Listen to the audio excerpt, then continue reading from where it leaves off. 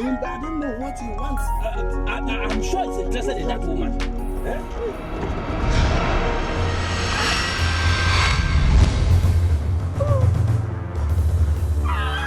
All the killings in the palace, who is the cause?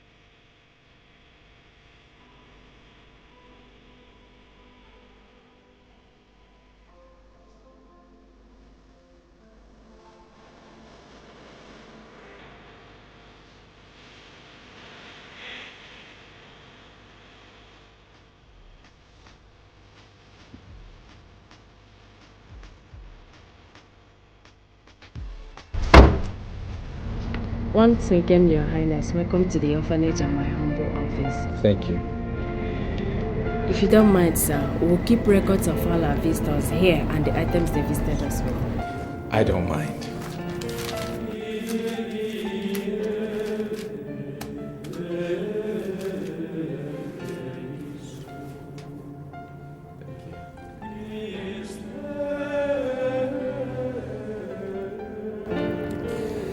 I'm through. Oh, I'm sorry. What did you say? I said I'm through. Are you okay? Yes. Student of University of Lagos. 2 bags of rice, 5 cartons of detergent, 5 cartons of soap, and 500,000 naira. Wow. And you say you're a student? Yes, I am a prince and a student as well. A very king prince indeed. I turned 27 and I want to use this opportunity to thank God for the blessings He's shown me in my past 27 years on earth. And I believe that the inmates here deserve to be happy as I am, don't you think? Of course they do. Thanks for remembering us on your special day, Your Highness. God bless you and happy birthday. You're welcome. Thank you.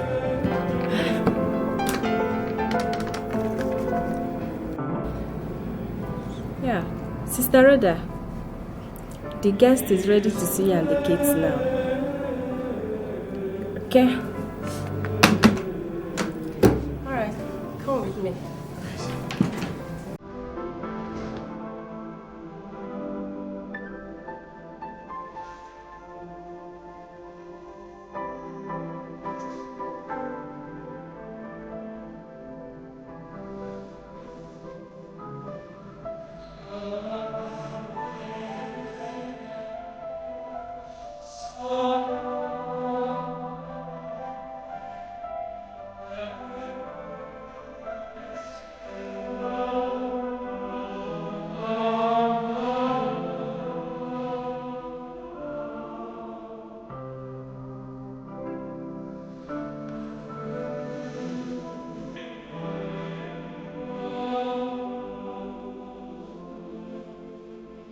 God, what's this?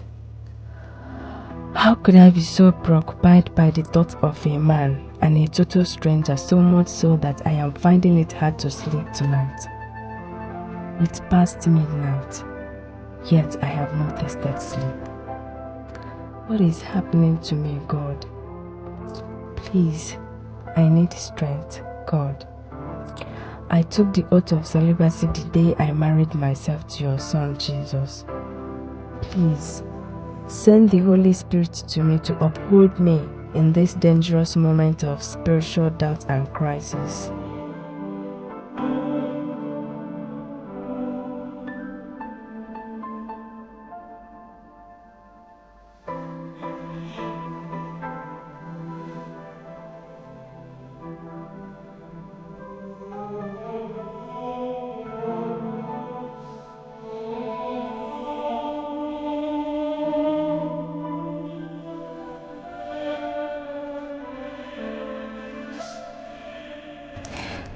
Holy Mother of God, please purge my spirit of these sinful thoughts and preserve the sanctity of my body and soul, which I dedicated to your Son Jesus. Please feed my hungry soul with the spiritual food of God, which is His eternal word of truth.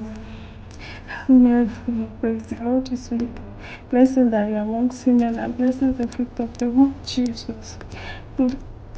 Holy Mary, Mother of God, pray for us sinners now and the hour of our death. Amen. Glory to the Father and the Son and the Holy Spirit, as it was the beginning, is now.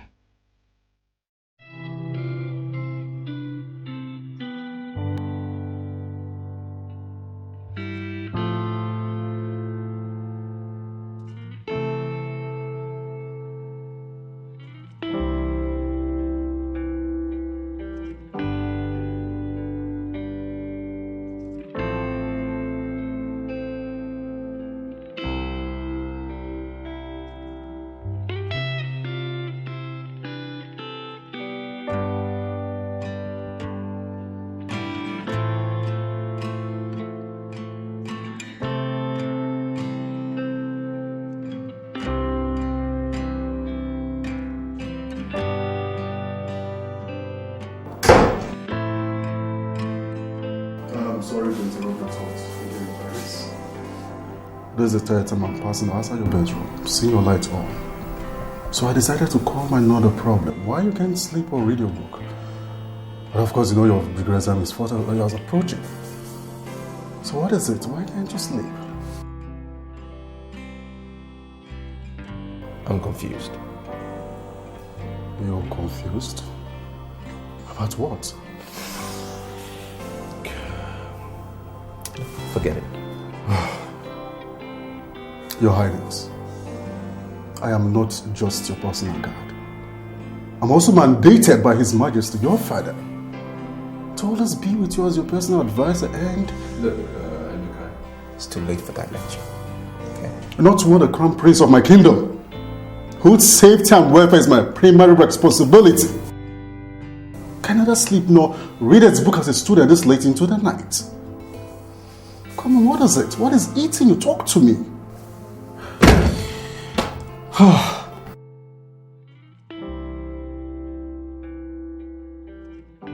My prince, please put yourself together, okay? I'm trying. And I've been since we left the orphanage this afternoon. I just cannot. My prince, you need to know that the degree exam is fast approaching, commences in just 2 weeks, and you're here telling me that you... Come on, please, put yourself together, okay? Damn you and the exams! Here am I trying to battle with a feeling that it's about to destroy every virtue and belief that I have been taught since childhood. And you're blabbing on about some bloody exams? I'm trying to get my sanity back. You're beginning to scare me, Your Highness. Are you in danger? Come on, talk to me. Are you in any trouble? No, talk to me. Tell me, what is it? What is eating you this deep? I'm in love. Sounds crazy, right? I know. Everything is just crazy. I allowed myself to be a victim of love at first sight. And the object of that love, it's a Catholic nun, a reverend sister at that. You're joking, aren't you? I didn't only hopelessly fall in love with the nun at the orphanage this afternoon. I invited her to come visit me. Jesus. Jesus Christ.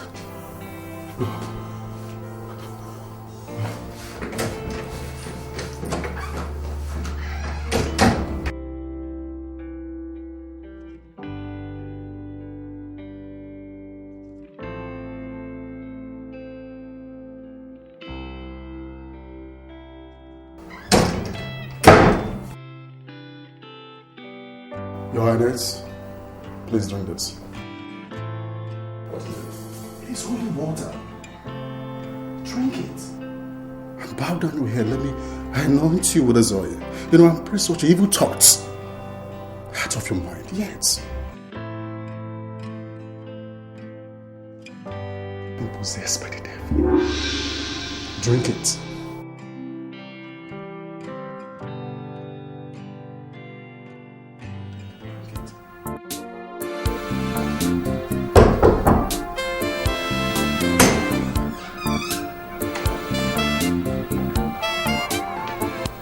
Your Highness, you will have a guest. Who is it? Good day, Your Highness.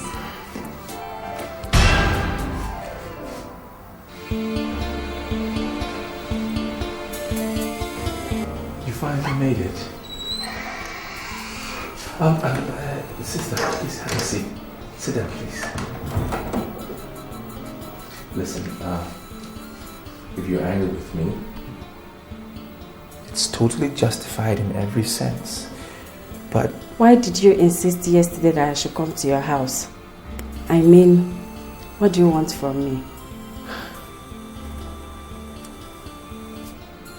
do you want to hear it without mincing of words? Okay. I love you, Sister Ivy. And I'm not crazy. No, I'm not.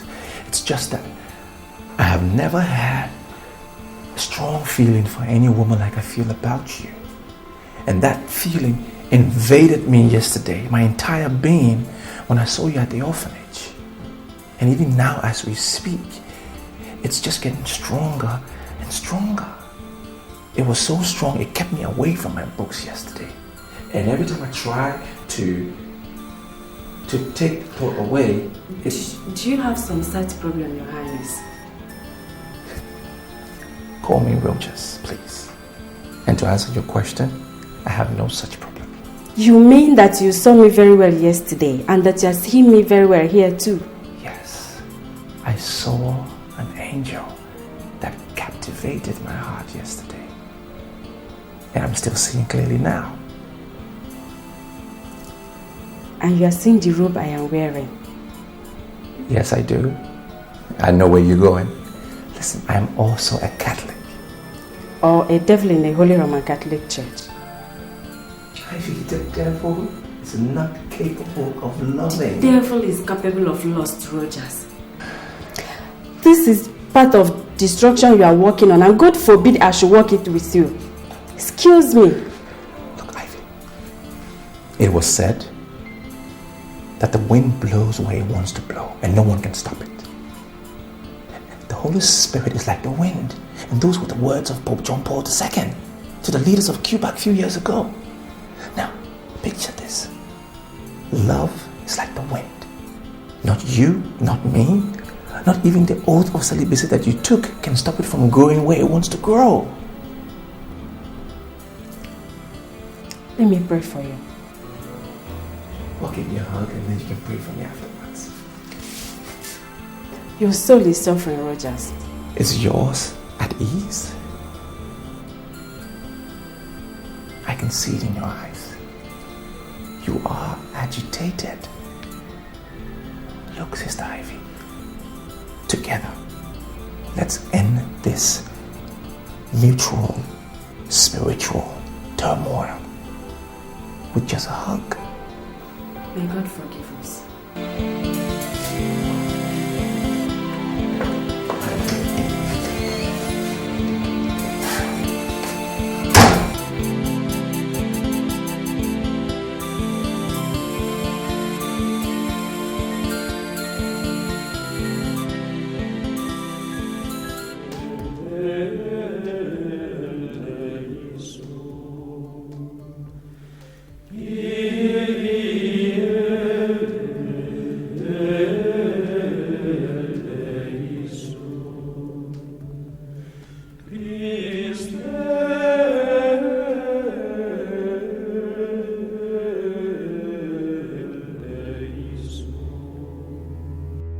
God, how can I be having this type of sinful encounters with him in my dream every night in the past 6 days? I changed my phone number, blocking him from getting me on the phone, and gave instruction that he should never be allowed into this orphanage again.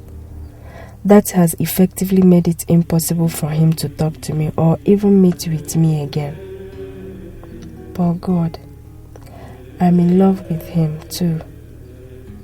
I'm a reverend sister, God. Please, take this sinful cup away from me.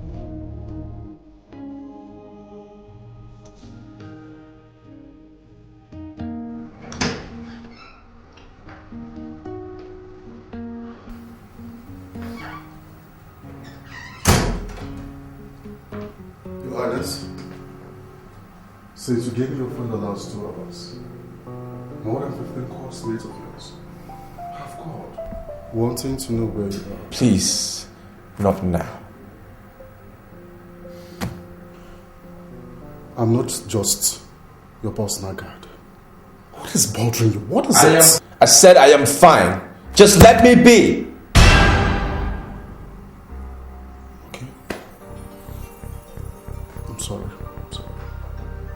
Emeka. Look, I'm sorry. You're right. I'm in a very bad mood. And I know I ought to be on campus having fun with my friends, my graduation day and all of that, but my heart is too heavy for such. Is it still about Sister Ivy? Yes. I just cannot get the lady out of my mind. Can you now allow me to advise you on this?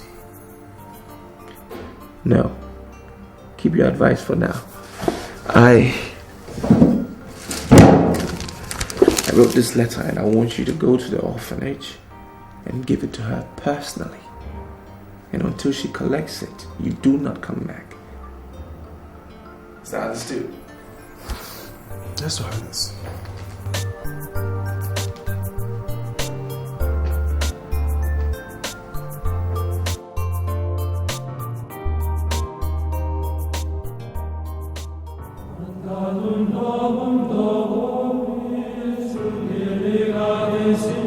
I know you were not expecting to hear from me again after the way you left my house.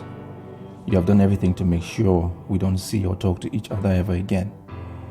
But the love I have for you for the past 5 weeks has flogged me with a cane, stabbed me with a dagger, shot me with a gun, and fed me with the most potent poison. Yet I have refused to die. Please, come and help me kill it, or give it a true healthy life. I have just graduated from the university today and would be returning to my kingdom in 2 days' time. The only thing I would consider more tragic than my own death now is if you will refuse to see me tomorrow. From 10 a.m. tomorrow, I will be in my car 3 blocks away from the gate of the orphanage, waiting for you. Save my poor, troubled soul, please. Come and meet me in there so that we can go somewhere and talk things over. I beg you in the name of Mary, the Mother of God, please, don't say no. Prince Rogers.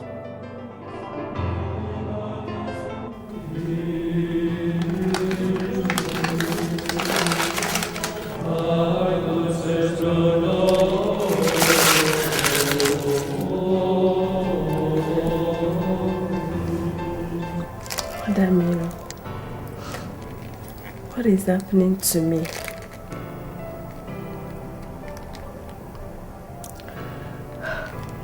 God, please help me in this temptation.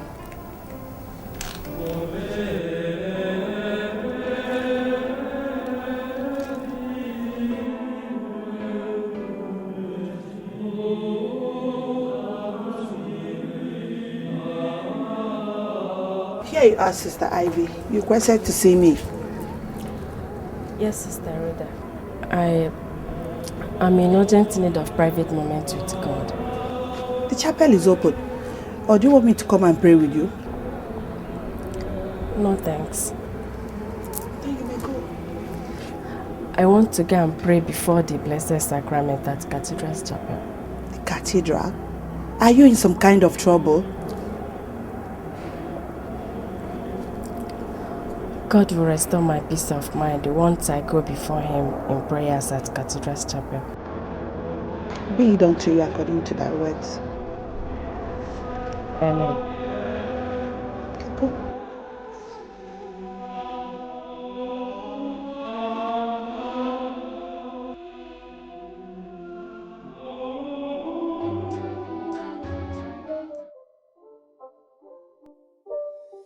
It's not a game, it's a rich thing.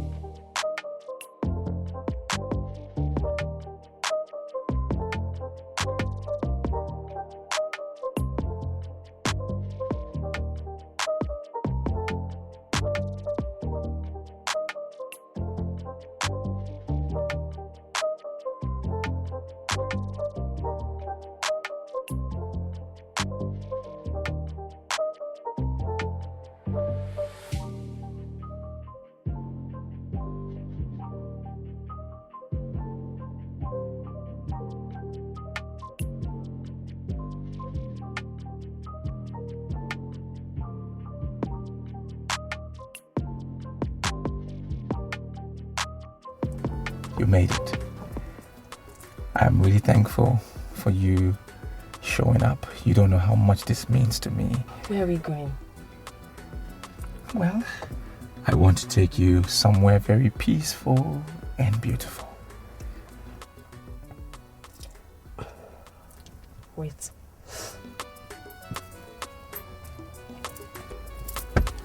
What are you doing? You do not expect me to follow a man like you in your car to wherever it is you are taking me to my room, do you?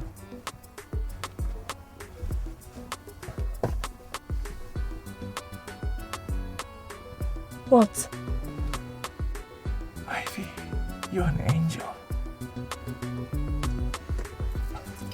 Move the car. Yeah.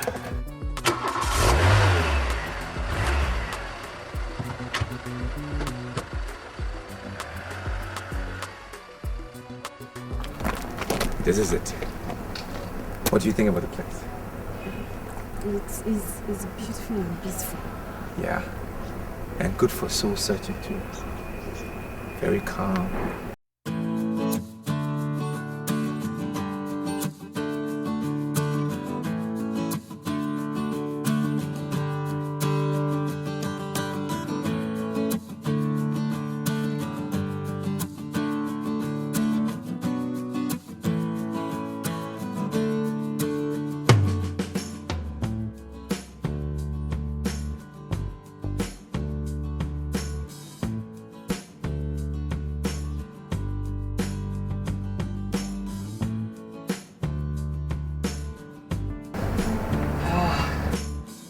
Nice, right? What do you really want from me?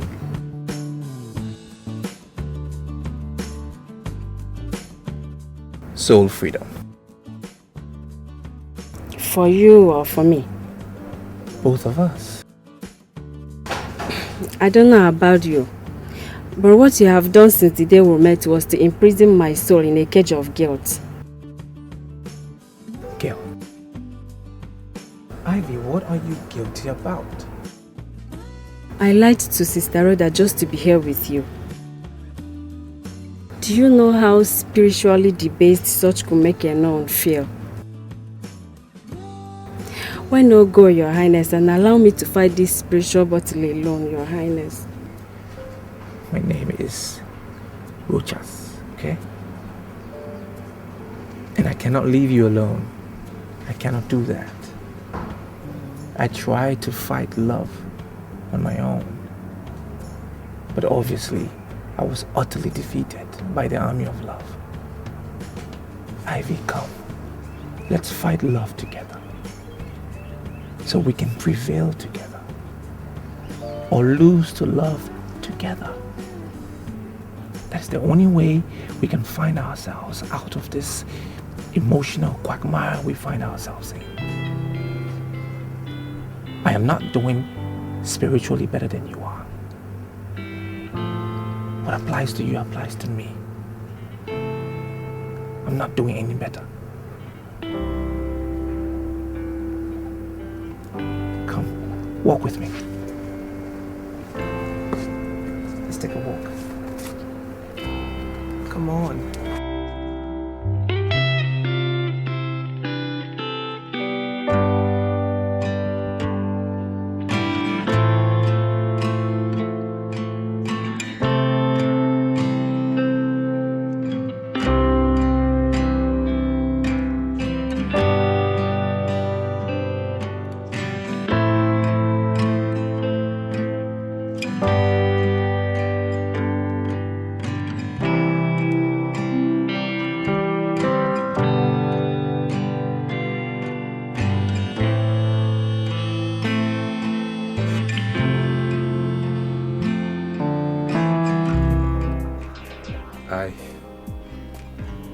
I'm sorry.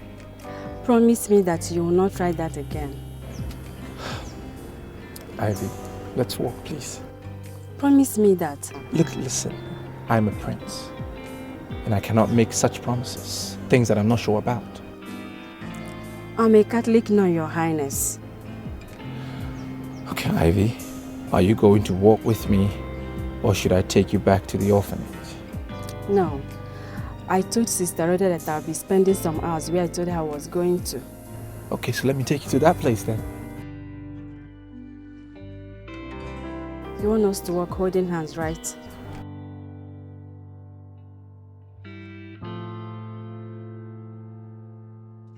I will not take the hand of an angry lady.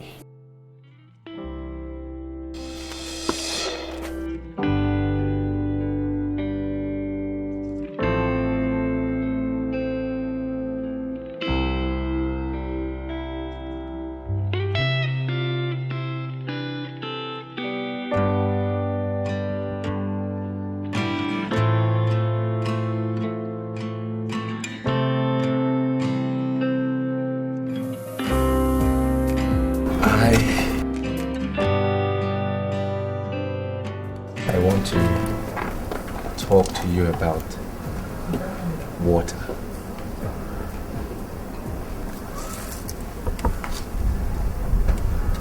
I'm listening. It's one of God's most powerful creations.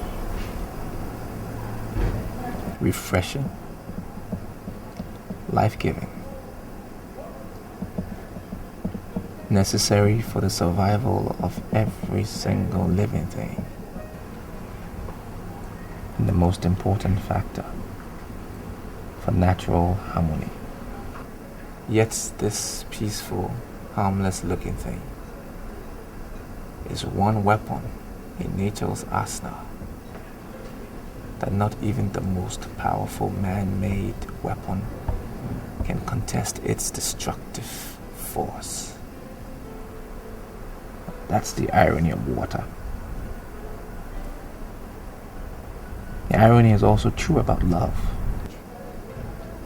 True love. Now, how can you and I handle what we have for each other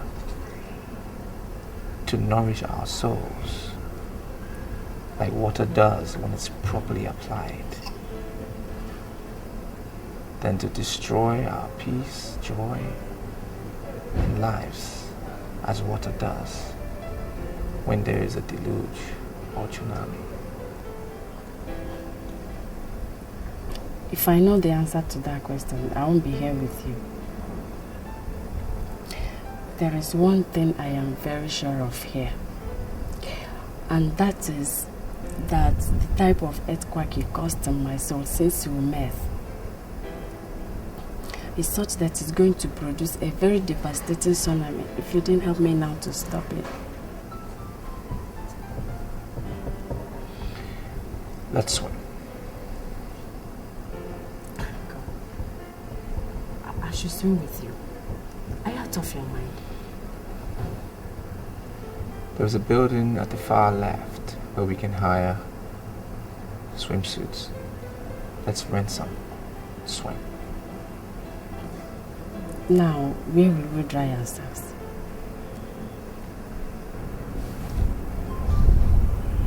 I have a room in this hotel. Are we doing it?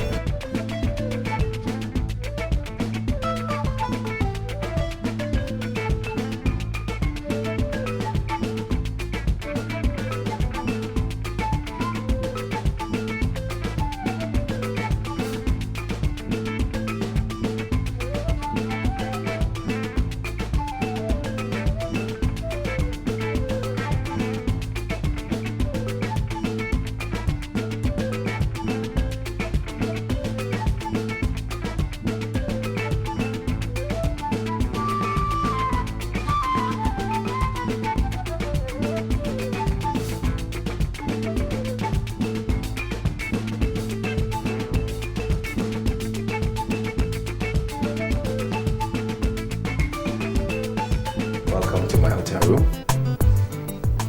I want to dress up. Yeah, sure, the bathroom is right there.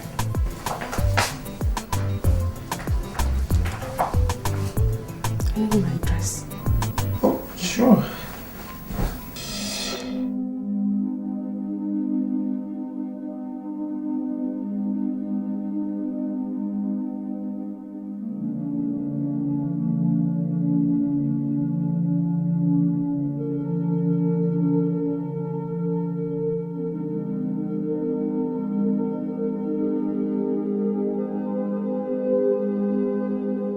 I'm sorry.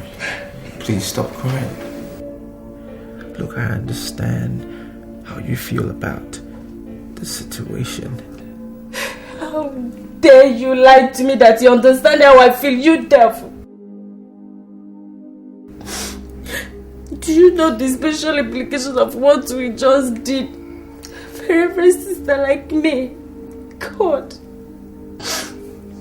what have I done? Look, you have just employed one of the most precious gifts God has given to mankind. Your free will. Free will? Free will? To disgrace myself at the church of God in this sinful manner? God! I feel like killing you and committing suicide here. Really?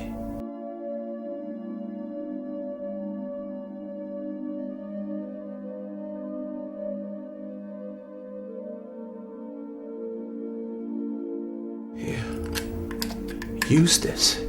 It's a handy weapon. Use it and kill me. Kill me and kill yourself. And let's face God together. I want to watch you explain to him that murder and suicide are more preferable to you than spiritual freedom and self-expression, which is exactly what happened between you and I today. Go ahead.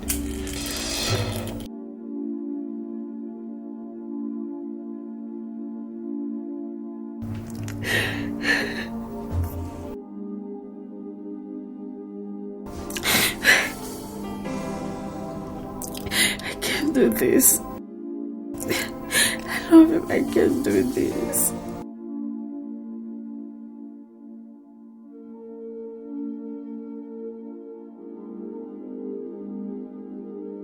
I love him. Yes. I love him. I can't do this.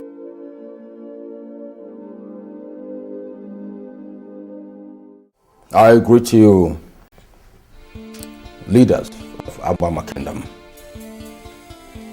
I know you'll be asking in your minds, how come a man who presided over a royal cabinet meeting could be said to be normal few hours later? To be brief,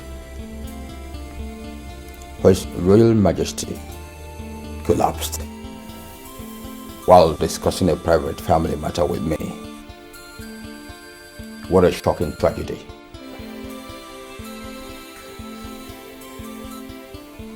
It is true that my elder brother His Royal Majesty, Igwe Adiele Okeke, Anyango the Seventh of Abama Kingdom, is no more.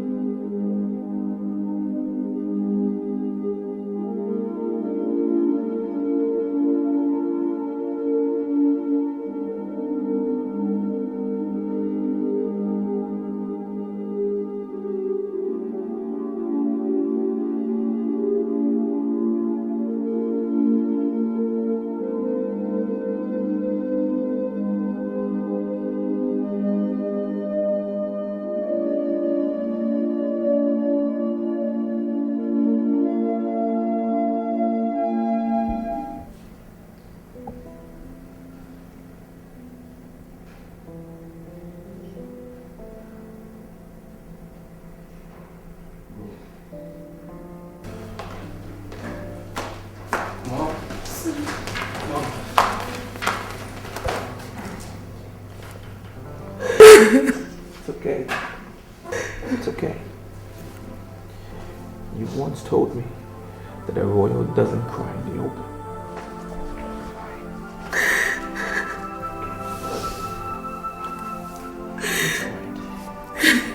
He was never sick. He just went suddenly. Son, I'm so lonely. It's okay. It's fine. Please sit. It's okay. It's alright. You'll be fine.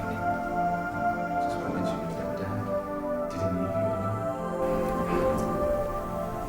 He left you with me. With my stepbrother Charles. The entire people of this kingdom. You'll be fine. I'm here not only as your son, but also as my father. And you can see and touch. And remember. It's okay. Dry the tears. Thank you.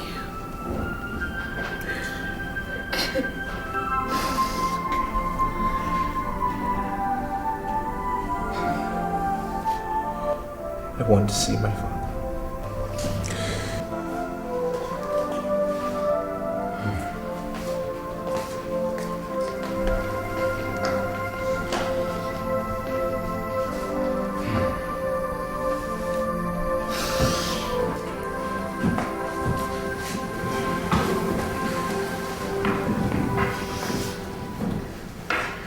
Your Majesty, try to be strong.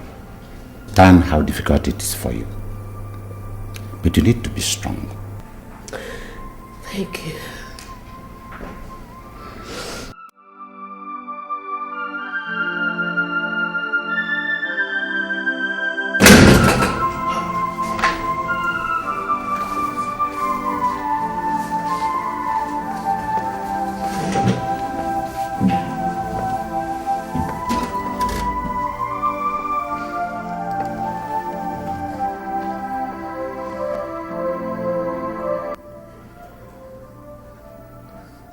I want to be left alone with him.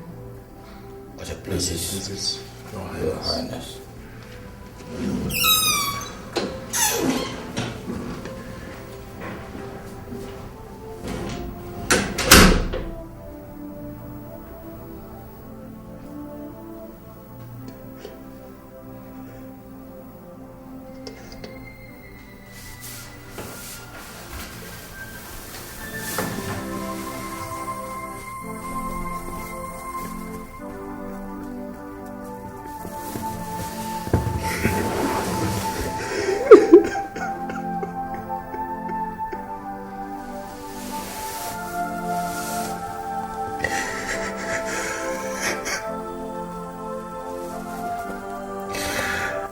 Dad, how could you do this? How could you? I just graduated. And I was on my way back to tell you.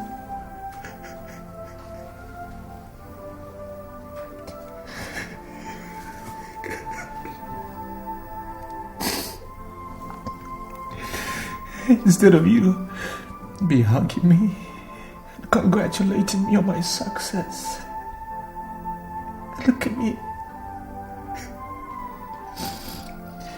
drenching your noble body in tears of grief.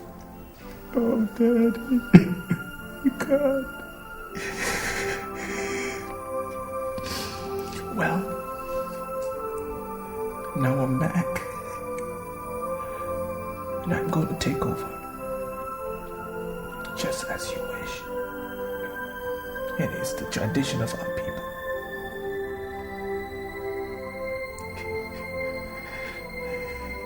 I pray you be with me and guide me.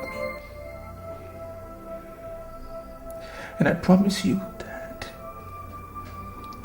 I will make this kingdom greater than it was during your reign. I need your protection.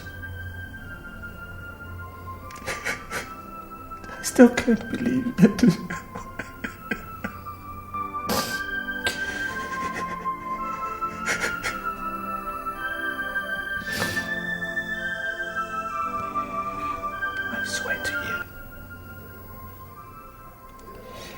I swear to you today that I'll be the best that I can be.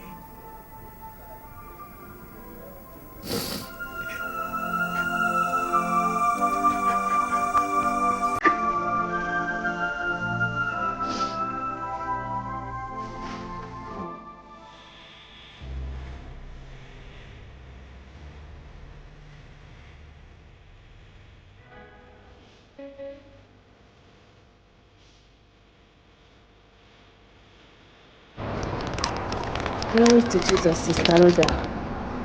No, forever. You look so sad. I have a letter for you.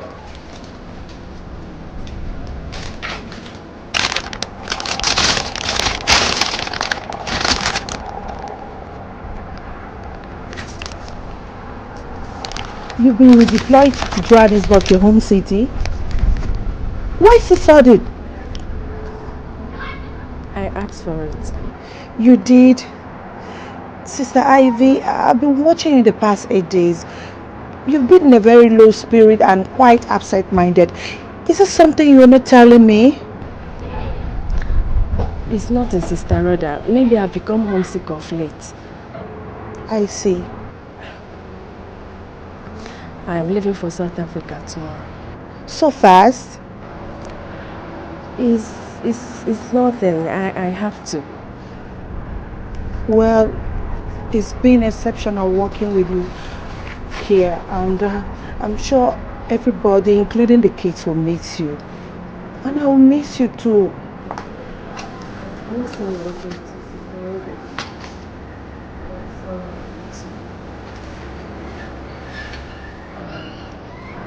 I would like you to pray for me later today. Sure, I will. Once I come back from the bishop's office, I'll pray with you, okay?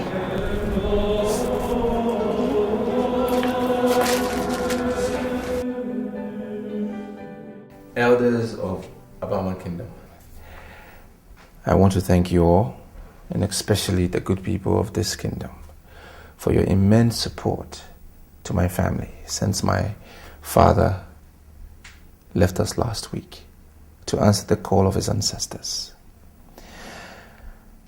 As the crown prince of this kingdom, I know what it takes, and I totally know what is expected of me with regards to the empty throne.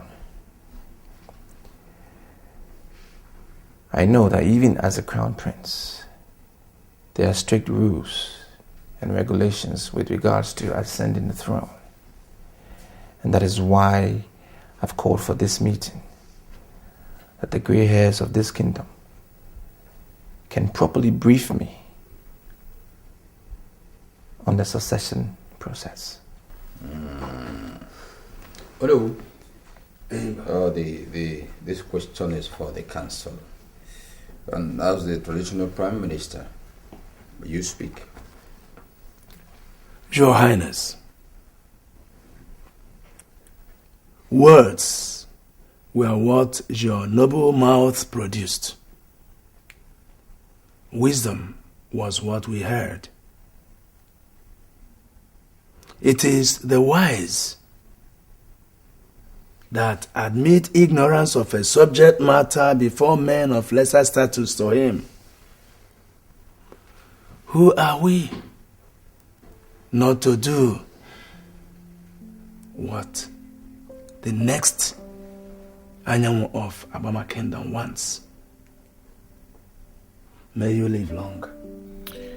And you too. Now to your request.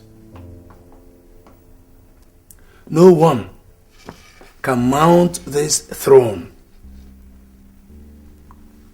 without your father being committed to the Mother Earth.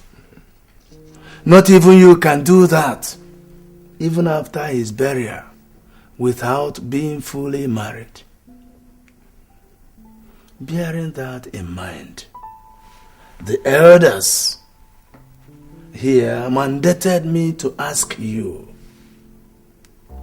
have you any maiden in your mind at the moment?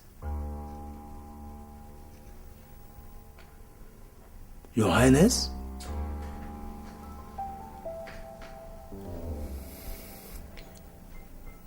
Can my father be buried without me getting married first?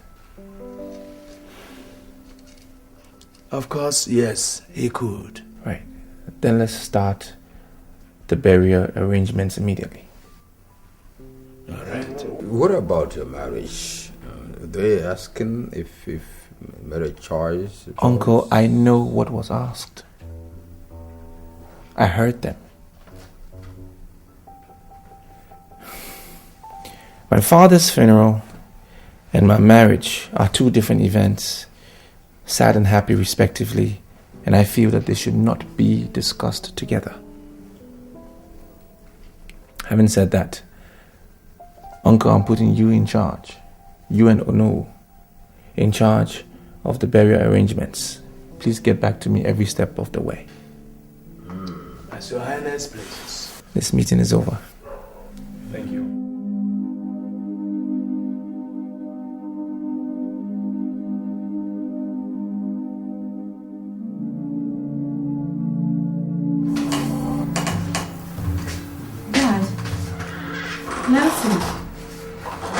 I thought you had gone to bed. We haven't. Sit down, son. As you well observe, Ivy, your brother and I ought to be in bed by now, but we are not. We couldn't. Is anything the matter? Yes. Your sudden return from Nigeria. I made calls to our parish priest and our bishop earlier today, and both denied having any prior information that you were coming back. What is going on? Oh, there is nothing that. The Archdiocese of Lagos deemed it fit to post me back to my home diocese here in South Africa. That's all. And they did so without communicating with the diocesan leadership down here. Ivy, you have been wearing a sad expression since you came back earlier. When we walked in here a while ago, we met you sitting down and brooding instead of sleeping. You are someone who should be having a jet lag. And it is past 11 p.m. Tell us, what happened in Nigeria? Are you in trouble? No, I was just missing the kids at the orphanage. There is nothing serious. Okay. I will make a few calls in the morning and have you posted back to that orphanage immediately. Don't, Dad. Please. I am done there. I want a new challenge here. That is what I came back for. In fact, I was the person that requested for my redeployment. Yes, I did. Ivy, I am a well-respected man in Catholic Church in this country and the whole of Johannesburg. And I do not need to remind you of how much I value my reputation. There's nothing, absolutely nothing that I cannot do to protect it. Same goes for your brother Nelson. If there's something that is going on that is capable of bringing this family's name to disrepute, you better tell us. Don't hide it from us. Or, let's go, son. Dad. Nelson, please. There's...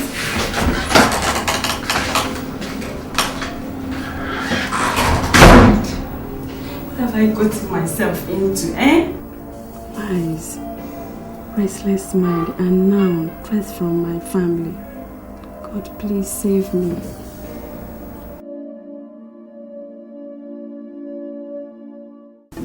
Mother? Please sit down.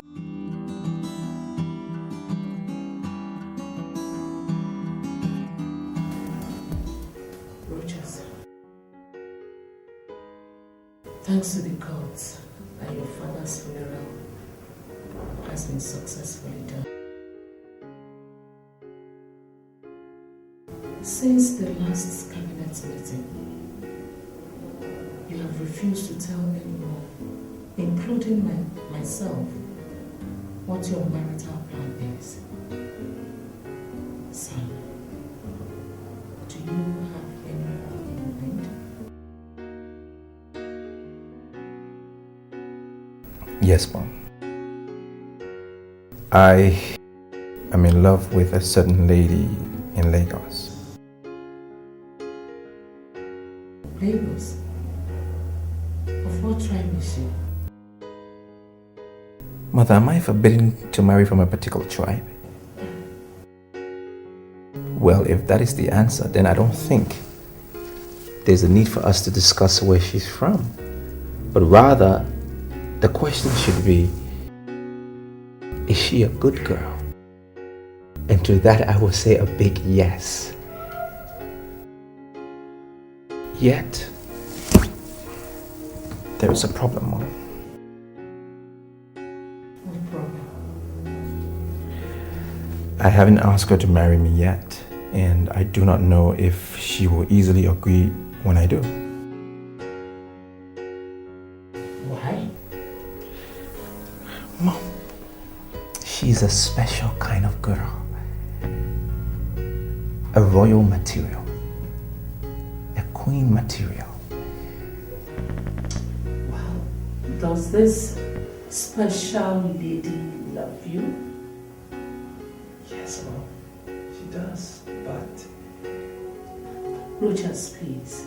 There's no time for you to start winning woman now. Just forget about that lady. Mother, are you asking me to forget about a lady that I madly love? For who?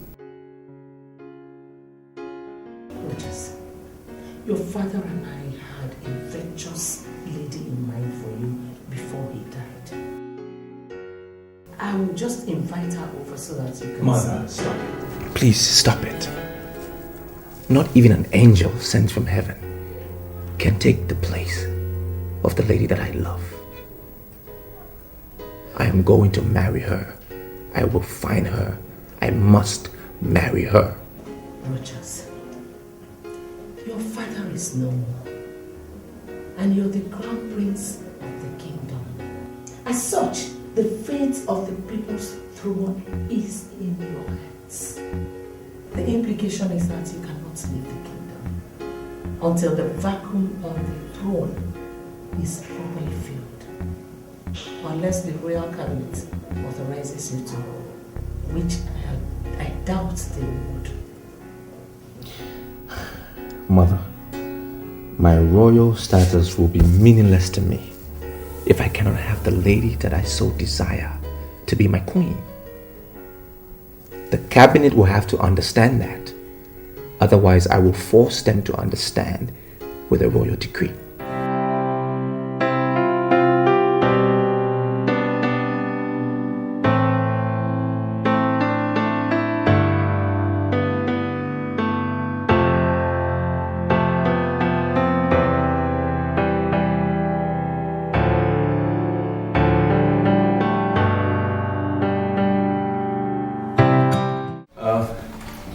The entire funeral ceremony went very well.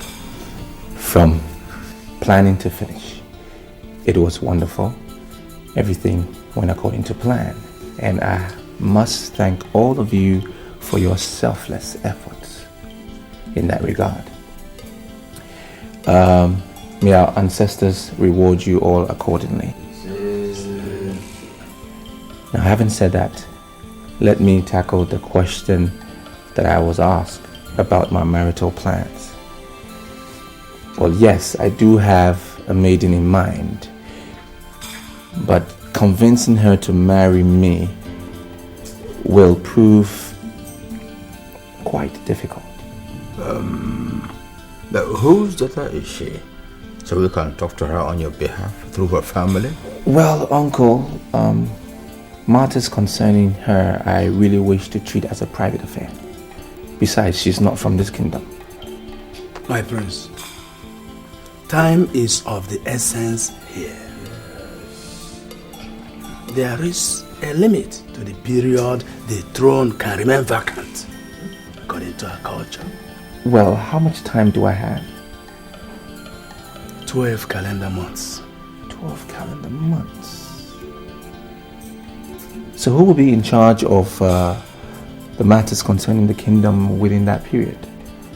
Well, our royal tradition allows you to appoint either your mother or your uncle, Enyimba, to preside over the affairs of the kingdom as a regent till you come back and get married and coronated as king. If the regency arrangement is chosen by you, it, however, must not last more than 1 year. If after 1 year you are not around to mount the throne, then you automatically lose it to your stepbrother, Prince Charles. Oh no, I don't see the need for that lengthy explanation. His Highness is not going anywhere. Are you, my prince? Well, I must.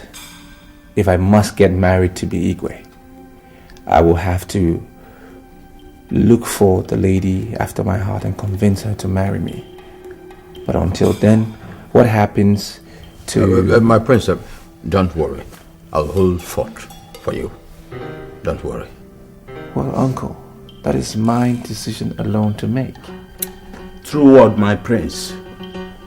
Who have you chosen then? I want my mother to hold fort for me till I get back.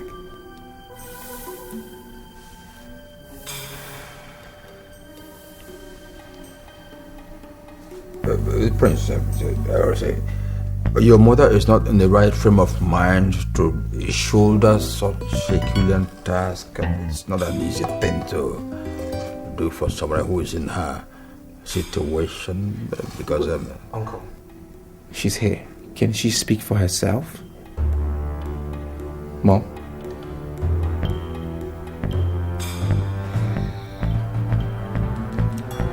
For you and your late father, I'll do it. Thank you, Mom. Well, gentlemen, I want to have a private session with my mother. Thank you all for your time.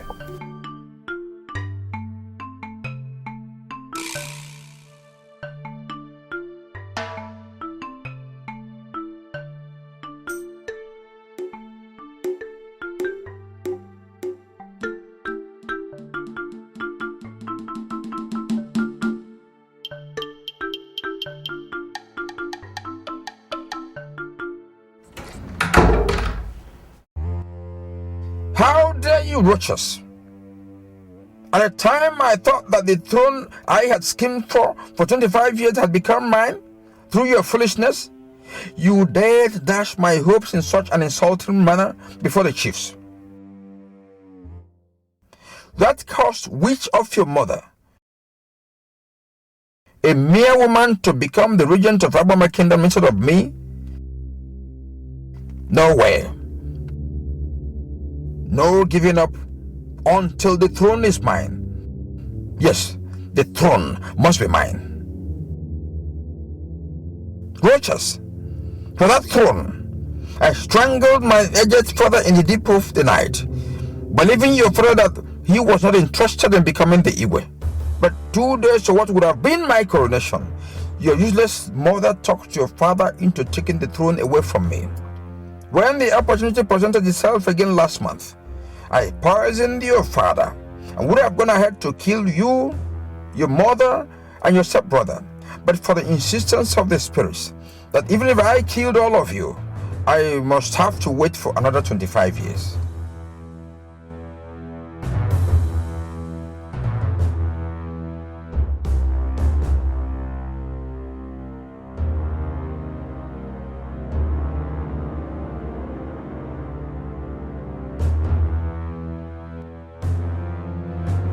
I am placing your soul under my control.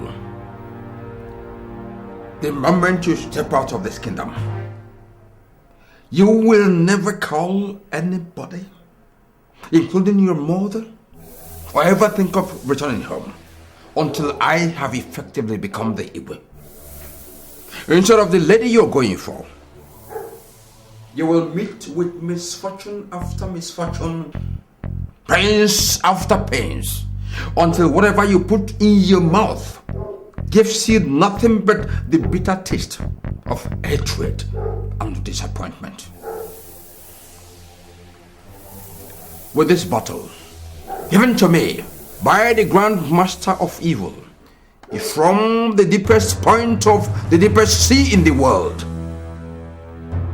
I seal this decree. And you're Morocco. You're Morocco.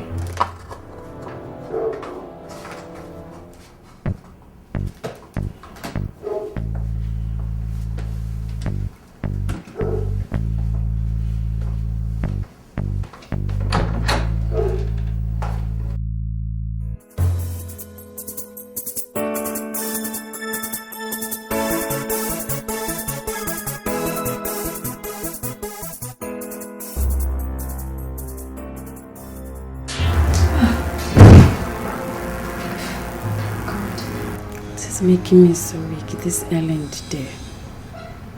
And I went to bed early enough last night and I had a decent meal before that. So, what is making me so weak and dizzy now? God. The last thing I ever needed now is physical sickness on top of the spiritual one I've been having for past 5 weeks. Oh, God.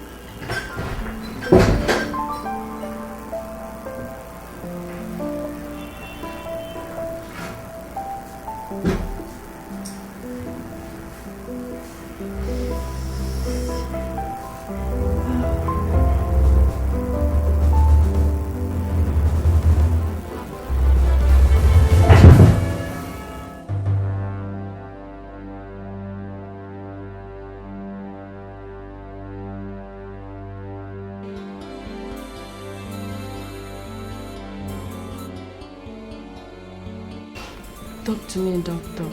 What is wrong with me? In the form you fill for us, you stated that you are a Catholic monk. Yes, I am. Is anything the matter? You are a Catholic nun, and you had sexual affair with a man recently, Sister Ivy?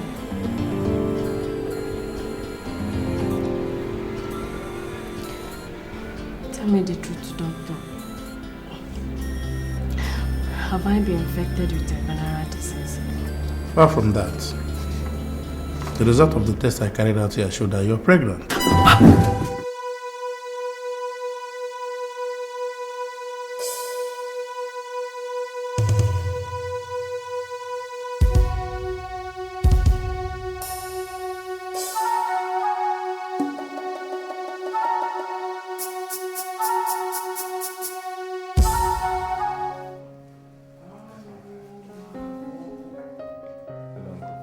Alex! What are you doing here? When did you come back to the kingdom? About 30 minutes ago, I came at the instance of Your Majesty, so I had to drive to the place. You mean you invited my son without telling me? Let's just sit down first.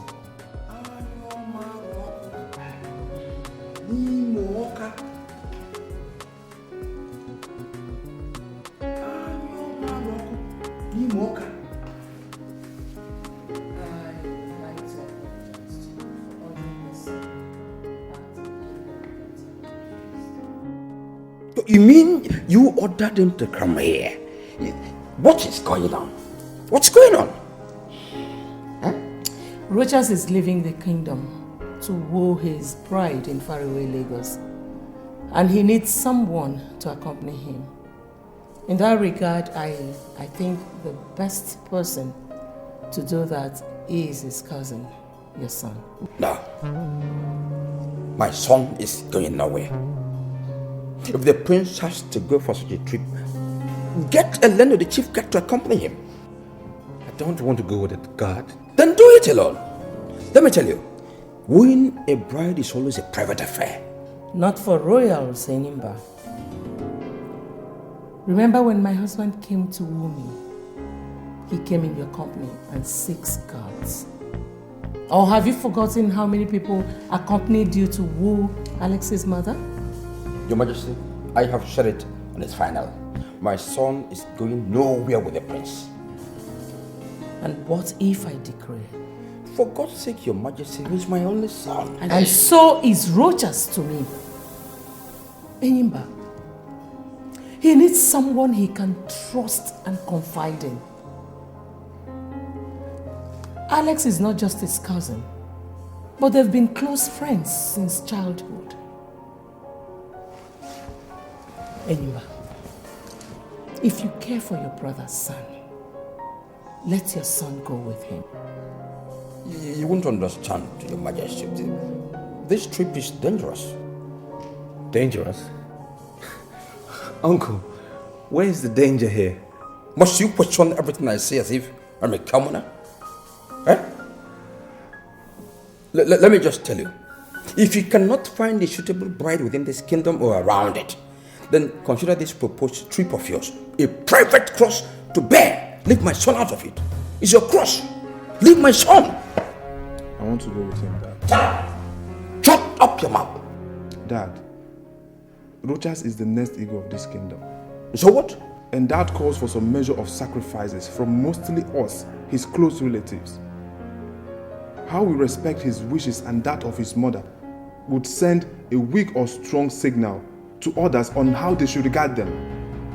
Honor, love, duty, and blood have called me to action in this case, and I must answer like a true man, like your real son. I am sorry to disobey you, Dad. What? Anyoma Roku Nimoka. Anyoma Roku Nimoka. Anyoma Roku Nimoka.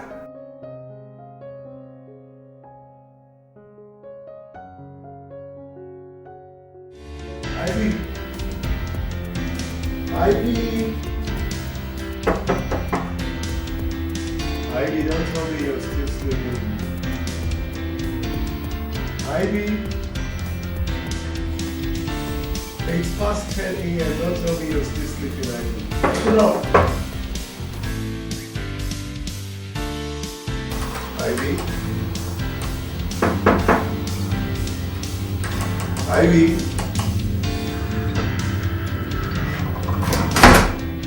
Ivy. Are you in the toilet, sis?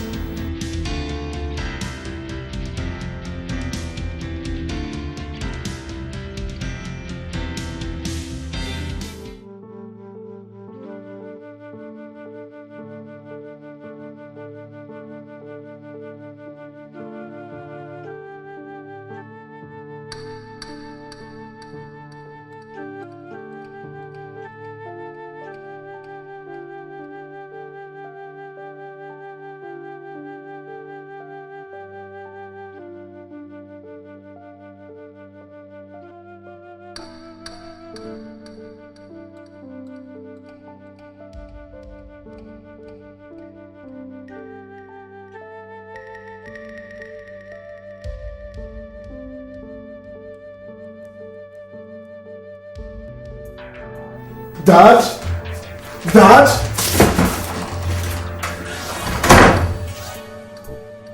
Dad and Nelson. Sorry I had to live like this without personally informing you. The truth is that I left Nigeria for home here to enable me recover from a spiritual crisis that enveloped me there recently. Everything is getting worse here.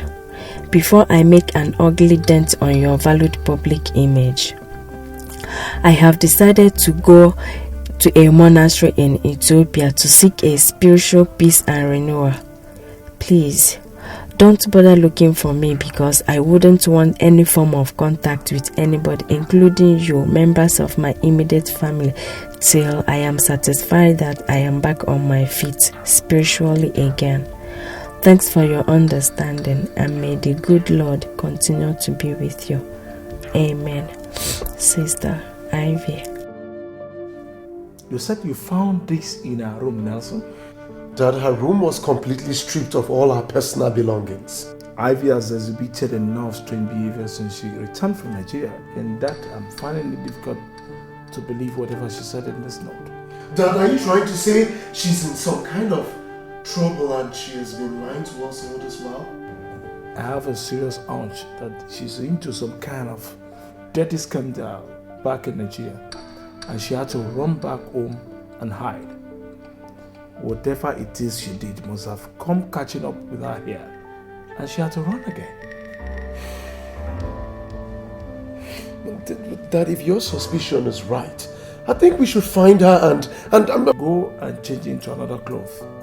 Go to the airport and other transport terminal. Find out if she did leave this country or not. I have some calls to make. We must find her and clean up whatever mess she's into before it becomes public knowledge. I'll do just that, Dad.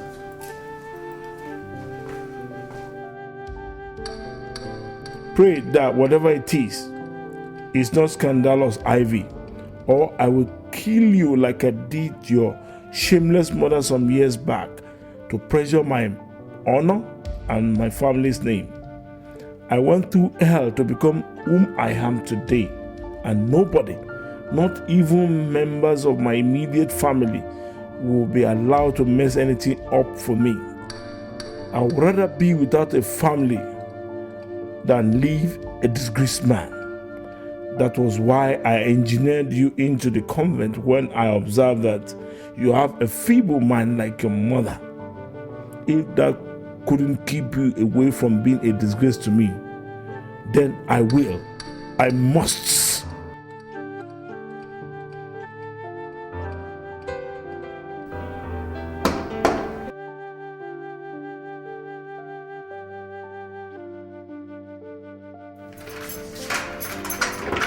Ivy! Oh my God. What happened to you? Why are you crying? You're back. What's up, me, Susie? I'm in a big mess. must help me if you want me to stay alive beyond stay. Now, that's a very scary thing to say. I mean, what is going on?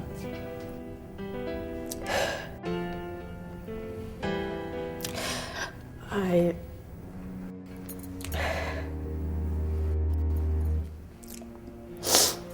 pregnant. You what? You, Ivy, a Reverend Sister, pregnant? I mean, how come? It's a long story. I'll tell you later, but please, I need a place to hide. Hide?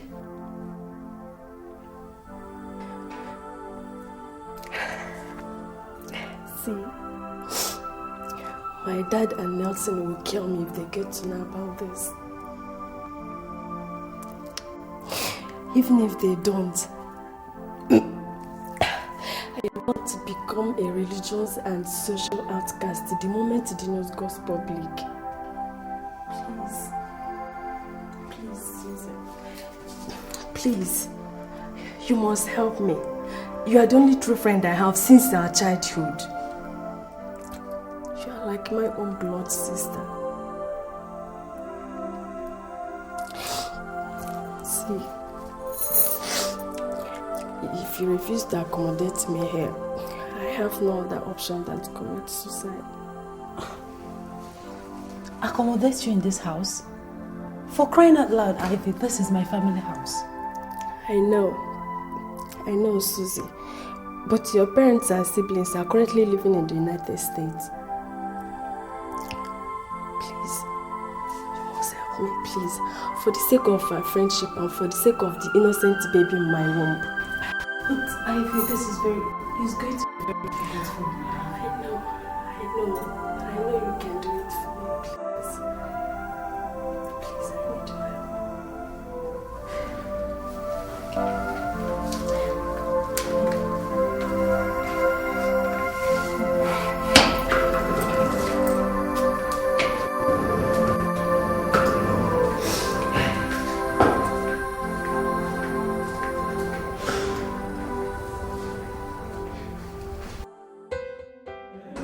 Once again, you are welcome to the orphanage, Your Highness. Thank you. You asked to see me.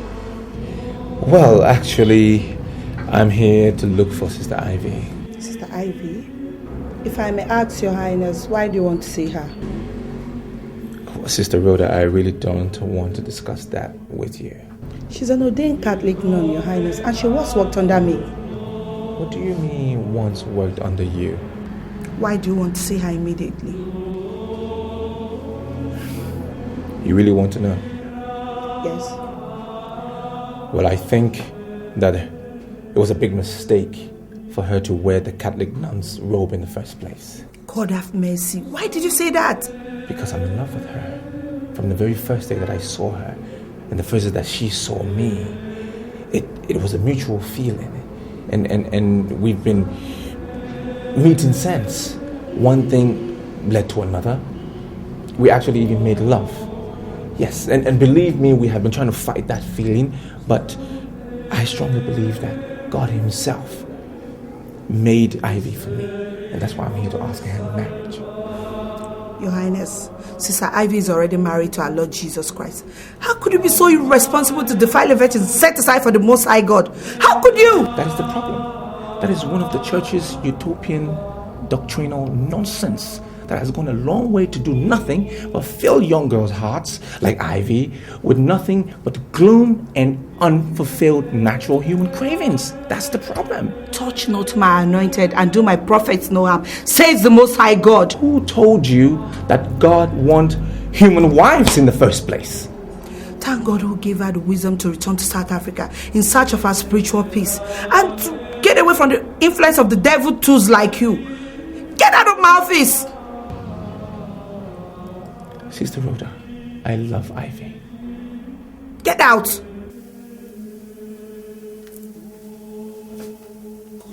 Sister Rhoda, I just need you to tell me where she is. That's all I'm asking.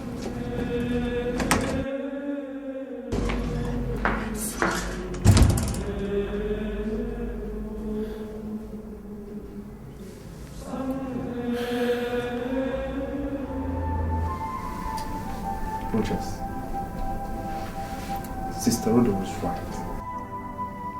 She was set aside for God. Forget her and let's go back home, please. Please. Alex, stay away from me. Stay away from me. She was set aside for God. When God himself sent her to me to get married to, he did that in his infinite wisdom. Now who are you, or that buffoon of a reverend sister, ask me to stay away from her? Now you listen to me, Rogers. For I am now talking to you not as your subject, but as your first cousin who truly loves you. You are deluding yourself. You are causing disaster. Touch not my anointed and do my prophet no harm. That is the word of God. And he is too big for you to struggle for a woman with. Stop this madness now or you'll definitely suffer. Stop it! Are you done? Are you finished? Well, I am going to South Africa tonight in search of Ivy. And you don't have a choice. You're going with me. I will never do that. You will. You must!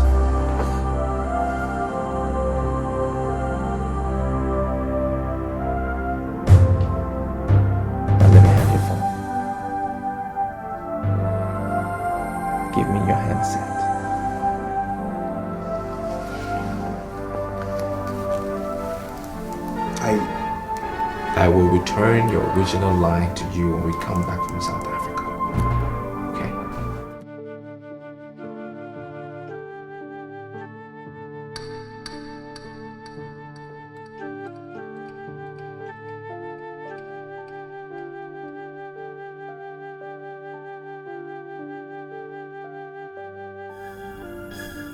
I need you to swear. Swear by the blood of a royal prince of our kingdom that you will not disclose to anyone our whereabouts. Neither will you disclose the real identity of Ivy, that she's a nun, not even after I have married her. Swear.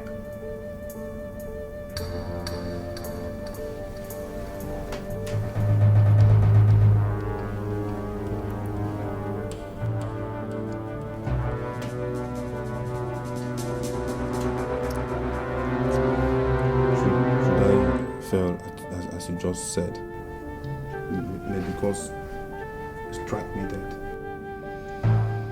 Now remember, it's a royal decree. This is madness, Rogers. This is a silly mistake and you're making it, Rogers.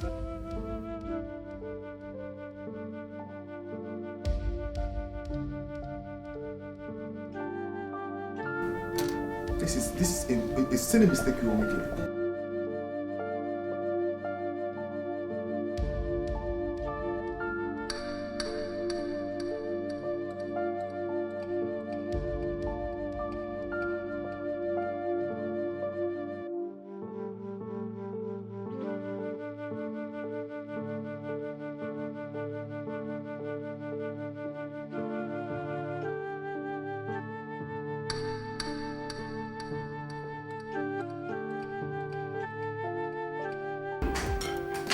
Where are you? What? Your brother just called. What? What did you tell him? Did you tell him that I'm hiding here? No, but he didn't believe me either. How do you mean? He said that he and your father are on their way to this place. To do what? I don't know. I don't know.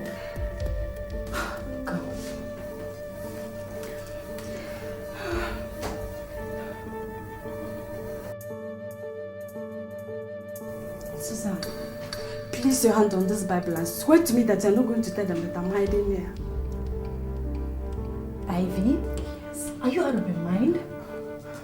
You want me to place my hand on a holy Bible and swear to you that I would lie to... My goodness. Ivy, listen. You are a reverend sister. For God's sake, you shouldn't be doing this. How can I swear with a holy Bible?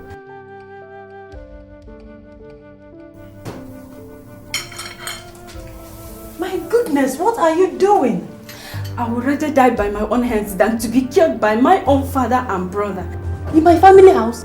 Swear to me. If you don't want me to do this, swear to me. Swear, Susan. In count of 3, if you don't swear to me, I'm going to kill myself. Okay, fine, I'll swear. But not with the Bible, please. Not with the Holy Bible. I won't swear with the Bible. I'll swear with my own. Go ahead. Go ahead, Susan. Go ahead. You don't believe me, sir?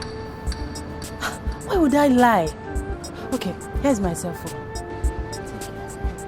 Check the dialed and received calls log. I told you that the last time I spoke with Ivy was 5 days ago. You mean Ivy never came here since yesterday at all? Why would I lie to you, sir? Is that to say we can search the house? Search the house? Nelson, you mean I've been telling you lies all this while? I mean, what do I stand to gain? Come on, what is going on? Oh my God. Is Ivy in some kind of trouble? No. Sorry we disturbed you. Let's go, son.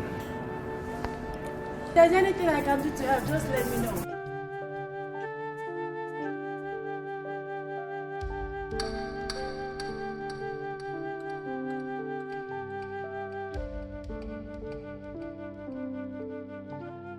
Father, I'd suggest we lay a formal complaint to the police and declare her missing.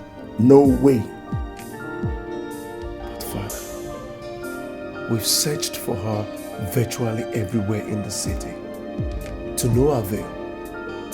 Even the passenger logs of all the airlines operating in the East African sub-region did not turn her name as one of their passengers on any of their flights. What does that tell you, Father? Oh, nothing except for the fact that she might have changed her name and gone into Ethiopia through other means of transportation, or is hiding somewhere here in South Africa. Look, but I'm truly convinced that she's into some kind of scandalous mess and she's hiding from us because of what we might do to Ivy get to know. So, Father, what are you suggesting? That we fold our hands and watch this drama unfold? That is not an option at all, Nelson. Look, I'm not just anybody. I am a well-respected Catholic faithful, a political power broker and a business mogul known all over this country and beyond. My opinion is sought for by virtually everybody. Government, organization, and people in virtually everything in this country. Look, I did not get to where I am today overnight. I worked hard for it. I made sacrifices, including taking human lives. Lives, not life. I will never allow anybody due to act of carelessness destroy all that overnight. Not Ivy. Not even you. Father, we are talking about a situation that has the potential to destroy everything, and No, relax, son. Oh, Ivy knows me too well to do any stupid thing. She knows what I'm capable of doing even more than you do. Believe me, she will come back home soon. But Father, what if she does or says anything publicly that ends up destroying everything you've ever built and worked for all your life before coming back? That is, if ever she will. She dares not, Nelson. She dares not. She knows that with these bare hands of mine, I will strangle her to death. If she dares. Look, she knows that too well, and I'm sure you do too. Nobody toys with Sir Utobo Mentenge's public image and lives to tell the story. I have never allowed that. And I will never allow it this time around with Ivy. Never.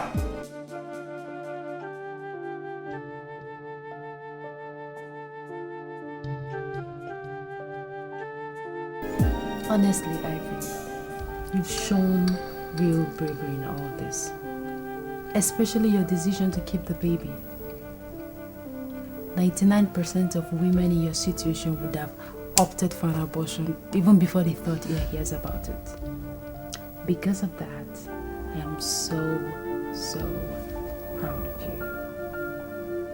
On the other hand, by refusing to go home and boldly face the consequences of what you've done, I think that is cowardice on your own part. It is not, Susie. My father that I know will kill and dispose of me the moment he gets to know that I'm pregnant. That man would rather be childless than to have any scandal connected to him through us, his children. That is how arrogant and self-centered that he is. How do you know that for sure? I mean, how do you know that he will not show you some understanding or maybe send you overseas if protecting his public image is such a big deal to him? See, my mom died in a ghastly auto crash and was burnt beyond recognition with a man. Do you know who that man is? If I remember correctly, my mother said it was her driver. I've never told you this before. My mom was having an affair with a man, and my father had 2 of them murdered. The accident was organized by a man paid by my father to prevent the affair from going public. My father had a disease that rendered him impotent after I was born. But even at that, he refused to understand that. My young mother had feelings, and I'm not saying that it was an ideal thing for her to be dating a personal driver, but... Please, stop. It's okay. I mean, you were only 8 years old when this happened. How come you know all this? I worked in on him when he was paying the man that organized the accident, and I heard everything that he said. But even at that innocent age, my father put a gun on my neck and threatened to kill me if I should tell anyone.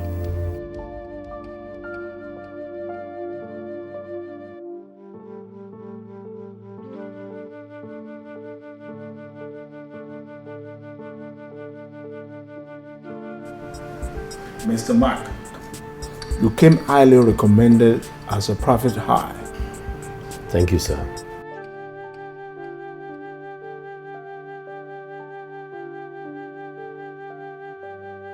In this file are our photographs and our comprehensive personal data, including our detailed activities in the past 10 years. I want her found, and I want it done in utmost secrecy. Consider it done, sir. Now, if I find her, what should I do? If you do, don't let her know that you're looking for her. Just report back to me, and that will be the end of our deal. I see. Now you said I should start the search for her here in South Africa, when she stated in the note she left behind that she was going to Ethiopia. Do you have any reason to suspect that she lied? Mr. Mark, in this search, believe nothing. Rule out no possibility, and believe nobody's words. What I say or think is not important. Just find out for me, okay? Okay. As I told you earlier, sir, all the expenses will be borne by you, and that is outside my stated fee, which I must have half of before I start the search. Alright, Nelson, get me my checkbooklet.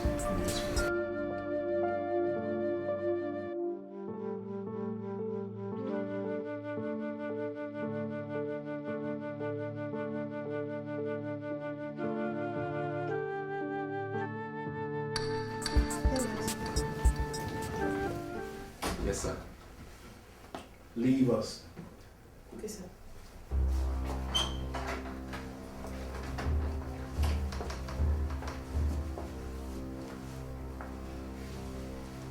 Have a seat. Thank you, sir. Thank you, sir. Who are you, gentlemen? What are you doing in my house?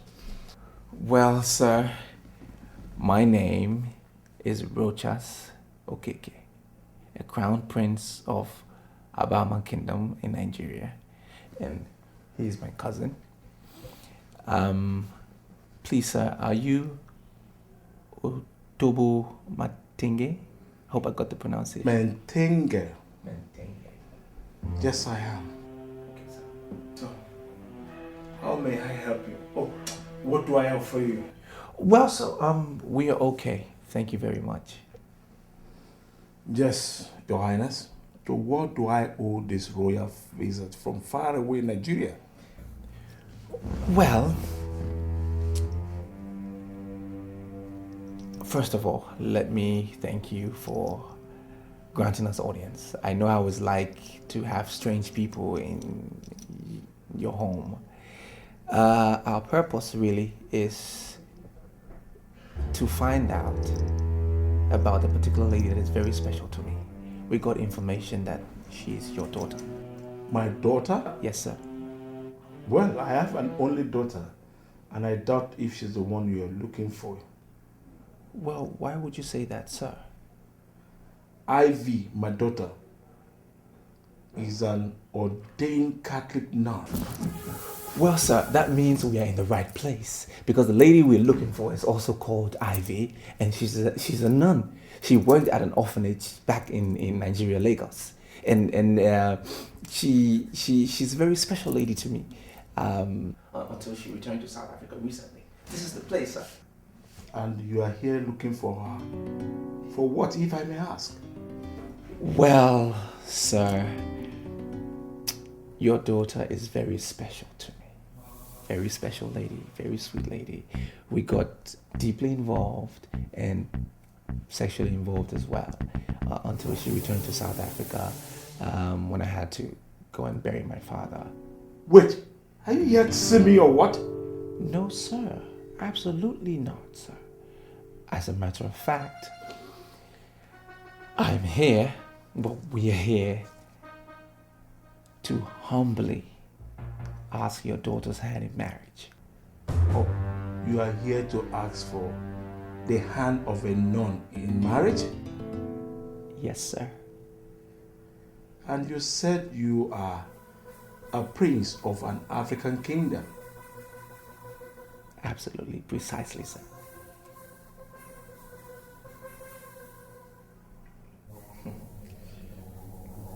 Okay.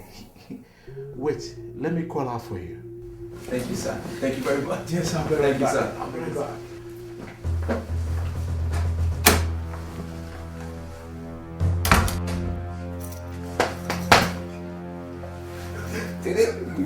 We did it. Wow. I can't believe everything just worked out just fantastic. Fantastic, well. You bastard!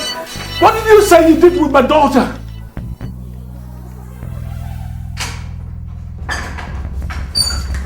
See the idiot for yourself, son. Nelson! You have all the time in the whole world to smash their stupid heads. Not now, please. Let me paint this wall with their brains. Calm down. Now, tell me where my daughter is, you bastards! Well, sir, that is why we are in South Africa, to meet up with her. Are you trying to tell me that you came all the way to South Africa in search of my sister? I swear to God, you will find your death instead if you do not tell me where you sent my sister to. Wait. Are you saying you don't know where Ivy is? Oh, for God's sake, is the crown prince of... Alex, oh my God. This is just the beginning. Unless you tell me where my daughter is, Nelson will be back with a bowl of water and a piece of cloth to wash and tie the idiot wound. If you let him die in your hand, will force you to dig his grave and bury him in my orchard later tonight. Let's go, son. Let's go. Come on, let's go. Let's go, let's come on. Allow me.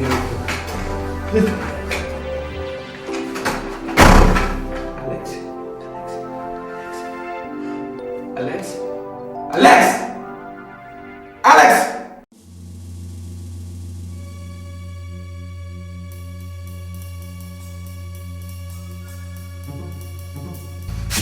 Where are you going, Nelson? Dad, we are being too soft on those bastards. Permit me to go down to that cell and slit the throat of the other guy before his useless prince. Perhaps that will make him understand how serious we are. They are lying, Dad. They know exactly where Ivy is. She could even be in his cursed home in Nigeria. What if it turned out that they are not lying in the end? Dad, they are lying. They are lying. Father, that bastard deliberately talked my naive sister into agreeing to be defiled by him. He must have convinced her to agree to marry him. He only came here, Father, because as a prince, his culture wouldn't let him live with her without her consent. Ivy must have told him the type of person that you are. And that is why he's here, to test the waters. He actually came to know how you will take the news, Father.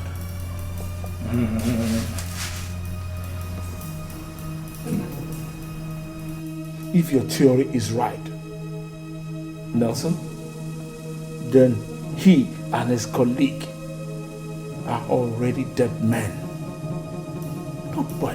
Nobody plays such an expensive prank with my own daughter and leaves.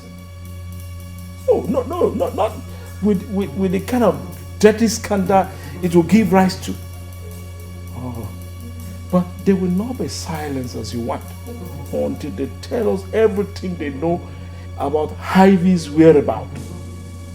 Or we find out ourselves.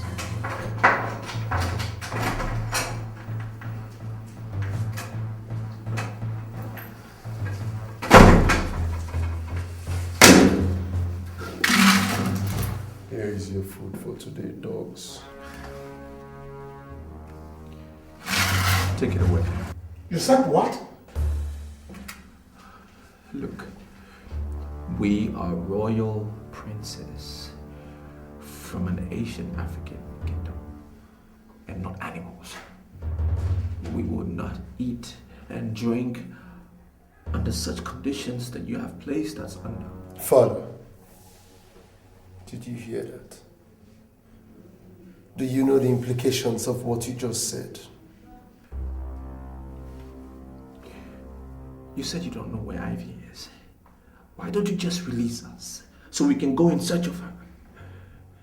Because what you're doing will lead us nowhere, believe me. Is that what you think? Well, for refusing this food, you are going to be without food or water for the next 7 days. What? You can't... Tell us where Ivy is if you want to survive this. Idiots! You said that you and your family are some of the most prominent Catholics in South Africa. What kind of Christians are you? If you do not shut that hole in your face, pretty boy, I swear to God, I am definitely going to make you pretty, I swear to God.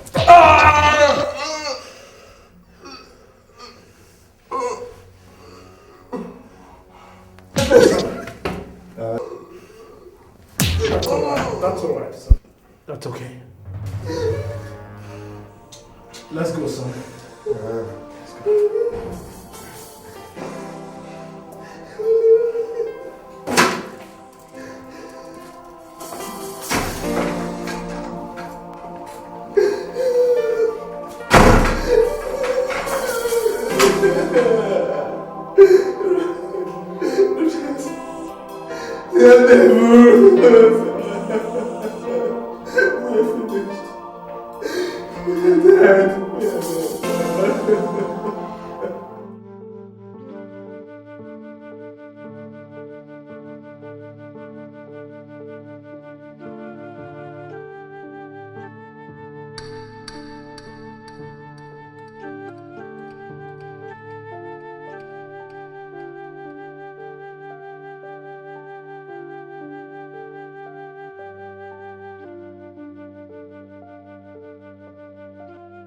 Where is my son?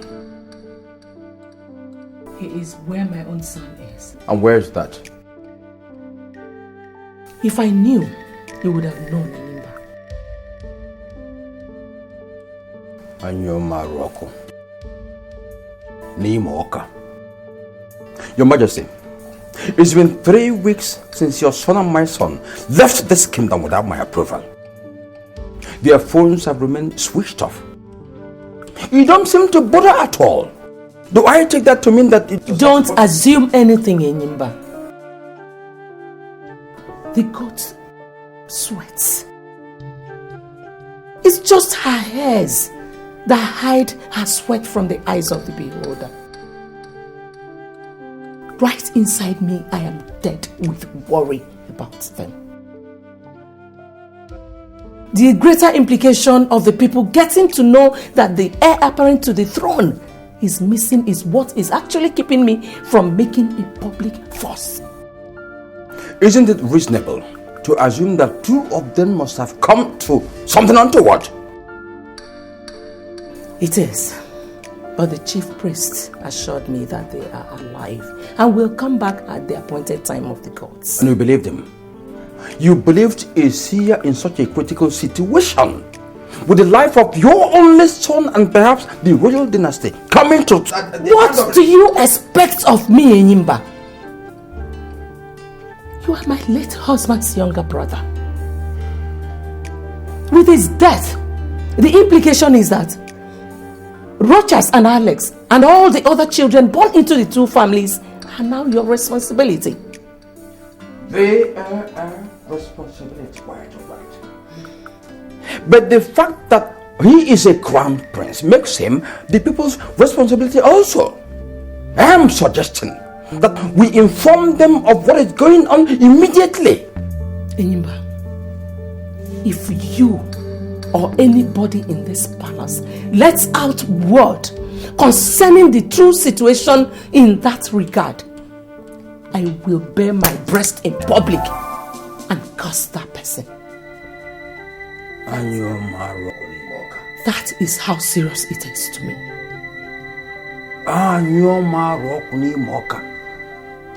Your Majesty, this situation is like pregnancy. You can never cover it forever. You seem to be on... This discussion is over, Enimba.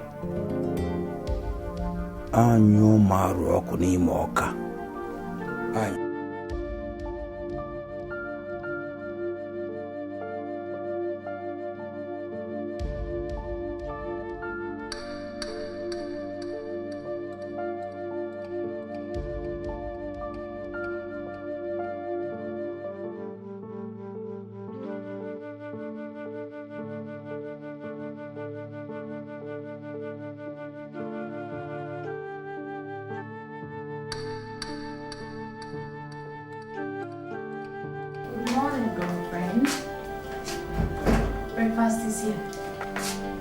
Oh my God. Ivy. What is wrong with you? What is it? Fever.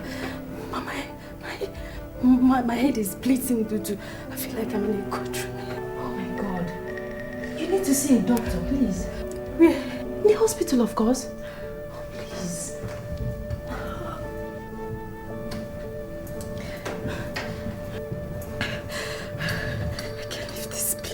I can't take such risk.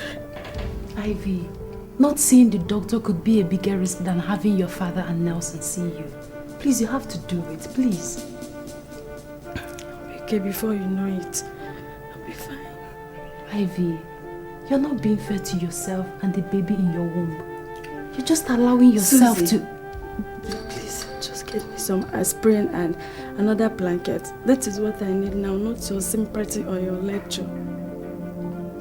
Thanks for the tea. If you say so. May God help you.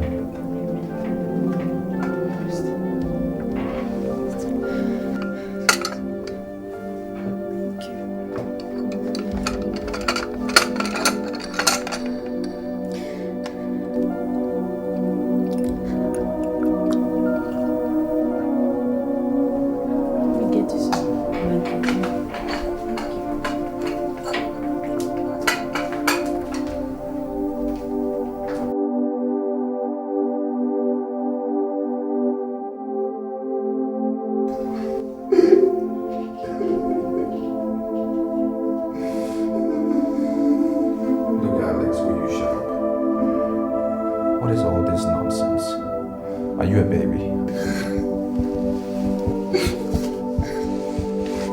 Yes. I'm a baby. I am as helpless as a newborn baby in this cellar. Look, we will survive this ordeal, okay? We will. And I will still find Ivy and marry her.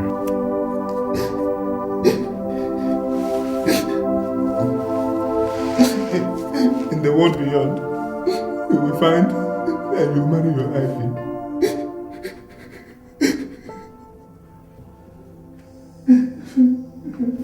Alex, is it me you speaking to that way?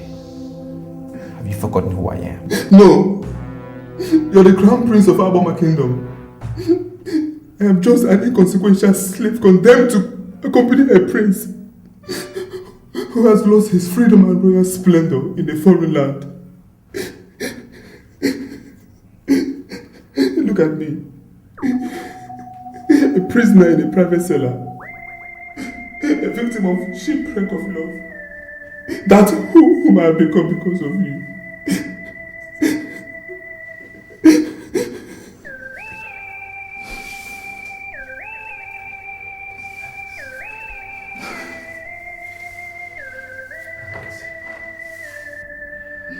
I'm sorry.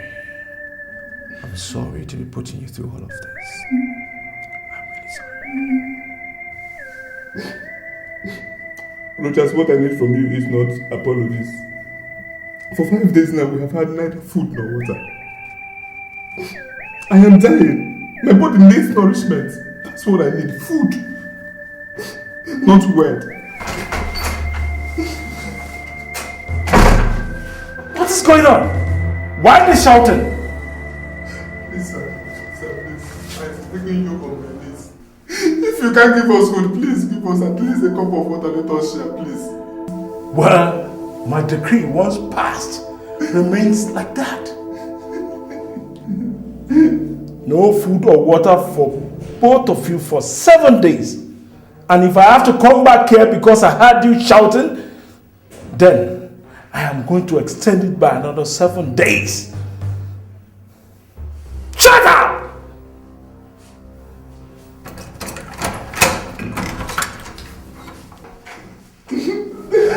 Thank you very much.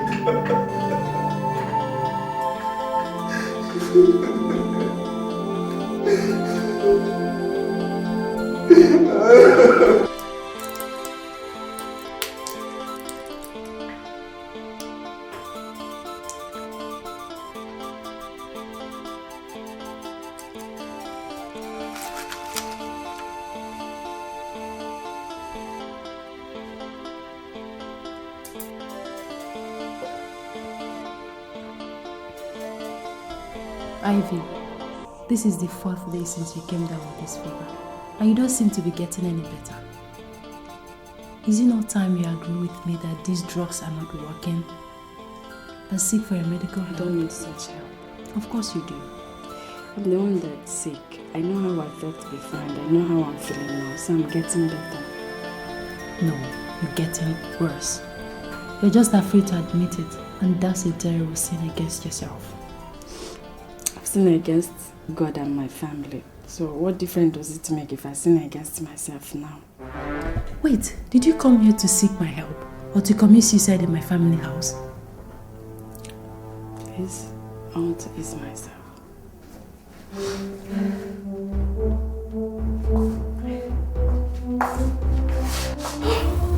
Oh my God! Oh my God! Ah! Ivy! Jesus! Ivy, please don't do this to me! Ivy! Oh my God! Wake up! Ivy! Ivy! Ivy, please don't! Are you seeing my room?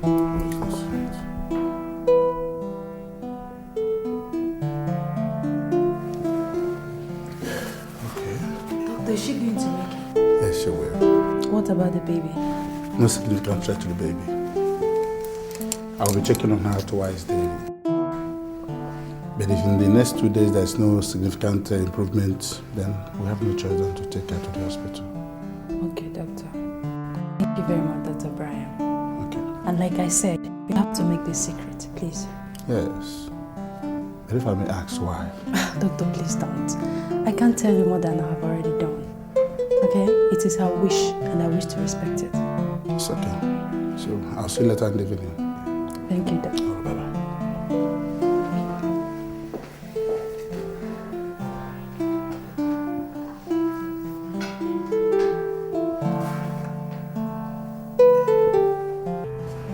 Yeah. Okay. Now, in your own professional opinion, where do you think could be our likely destination? Okay. Oh, she could still be here in South Africa? What about Nigeria? Oh, thank you very much for your services. No, I understand. No, you did your best, Thank you. Bye for now.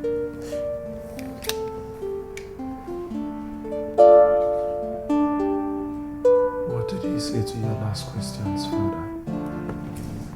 He said Nigeria could be most likely destination when she left that day.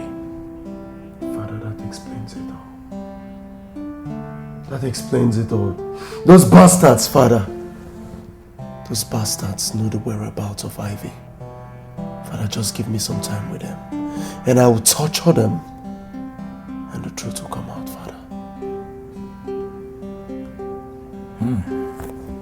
Now, we have locked them up without food or water for almost 7 days now. But I don't think there's need for us to do any other thing. With due respect, Father, you are underestimating those bastards. You don't fully understand the implication of what that bastard did with Ivy going public. I say it again. We are being too soft on them. And if it turns out that he is hiding Ivy in Nigeria, she will go public. If she doesn't hear from him for such a long time, and you know what that will do to our reputation. Our reputation is dead. Such a thing would never happen while I'm still alive, I swear! Father, this is not the time for vows, but a time for action. Grant me 30 minutes with them, Father. Please, I beg of you. 30 minutes with them. 30 minutes of raw torture, Father. And after that, if they don't talk, you can handle them the way you want. Please.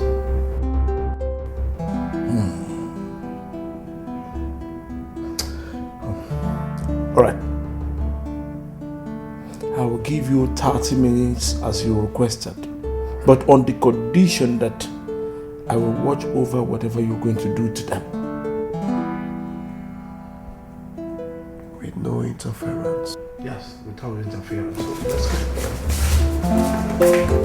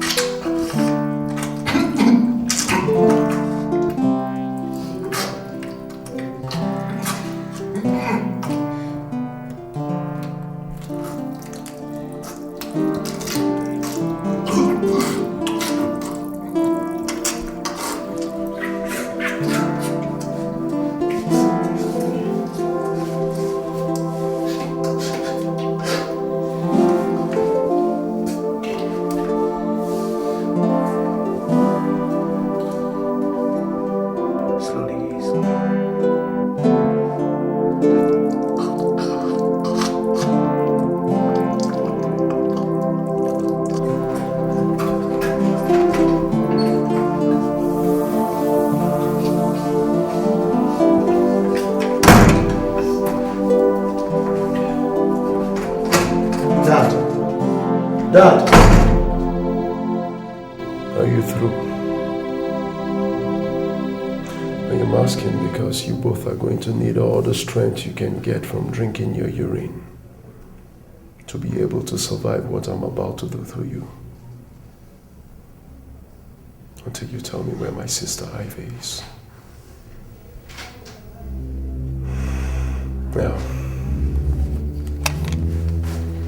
tie him up. Don't you understand English? I said tie him up. Tie him up.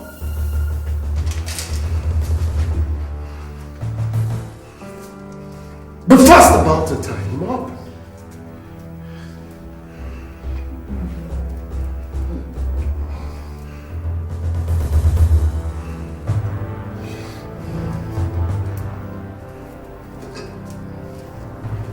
That's it. Yeah, the good legs. Good legs.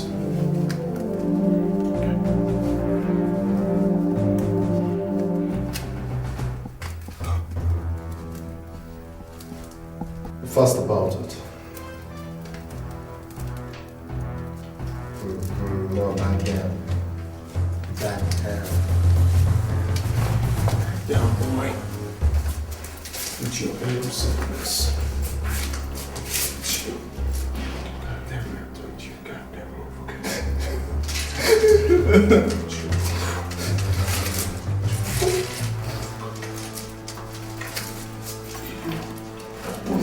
Tell me where you go there.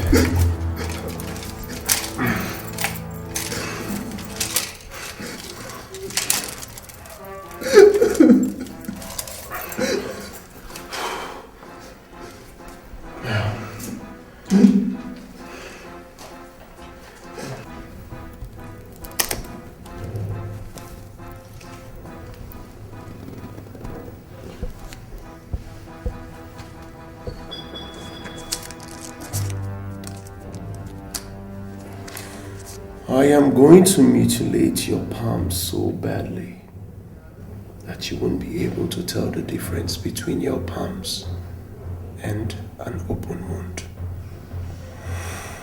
And the only reason I am going to stop is if you tell me where my sister is. I mean, a precise location. If I knew where Ivy is, I wouldn't be here. You think I'm still bluffing, boy? I am bluffing. Give me those hands. Enough! Dad, I was just getting started. On time! Food will be ready in a few minutes. But Father, these guys are... No. Before you were born, I built this image you are doing this to protect. And I had already started doing things to protect it in those years. One thing I never did was to debase humanity in doing so. And I won't start it today. I value my reputation more than anything, including Ivy's disgraceful life and even yours. But in protecting it, common sense must always rule supreme. Now, let's go. And as from now on, the key to this cellar remains with me alone. You know what that means? It means that I direct affairs here henceforth. Now let's go.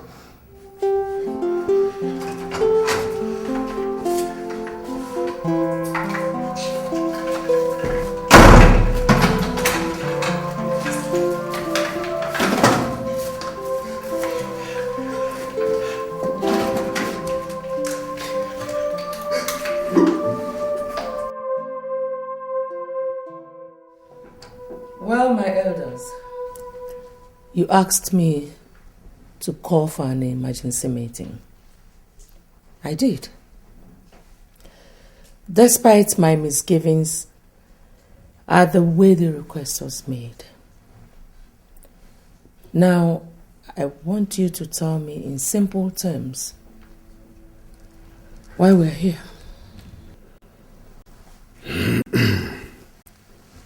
Your Majesty,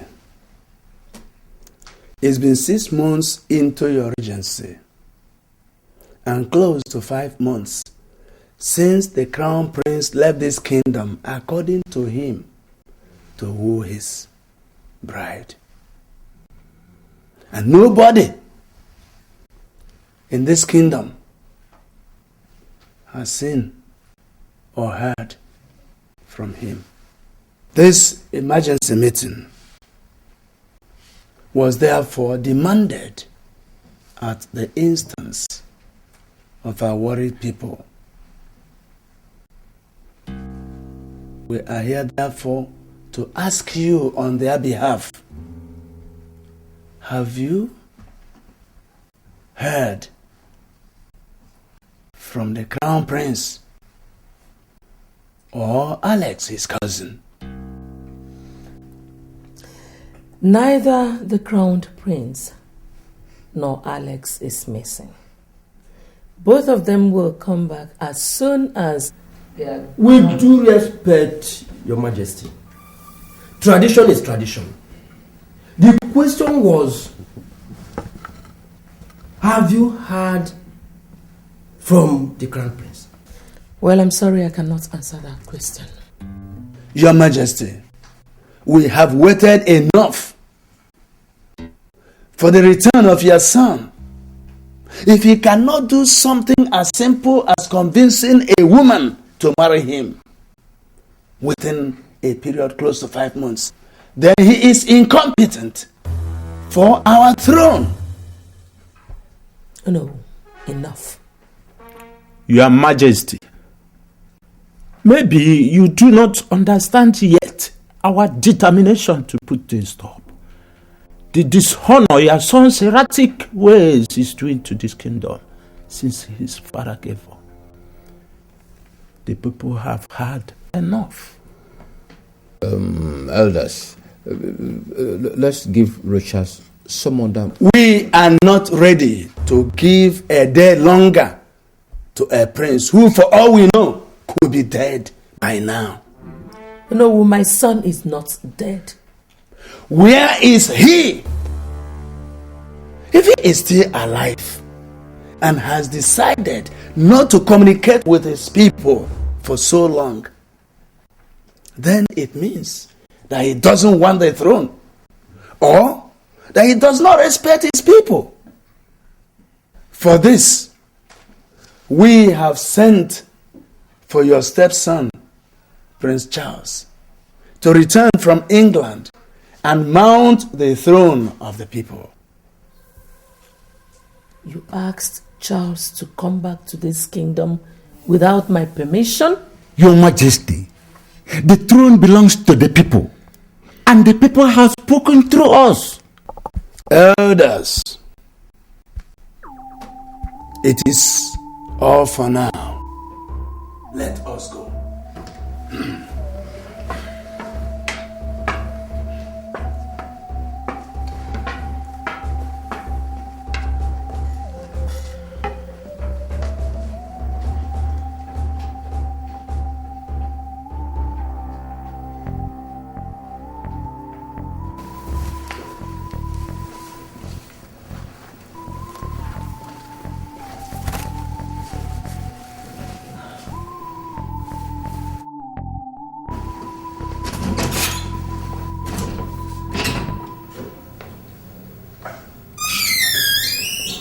Your Majesty, you sent for me? Inimba, you are my late husband's younger brother and his closest confidant in his lifetime. In like manner, your son, your only son, and his first son are like twin brothers. I was told that before the elders did what they did in the cabinet room, that they sought your opinion. And you neither discouraged them nor informed me about it. I ask you, Inimba, how could you be part of such a conspiracy against your own family? Your Majesty, I was never part of anything.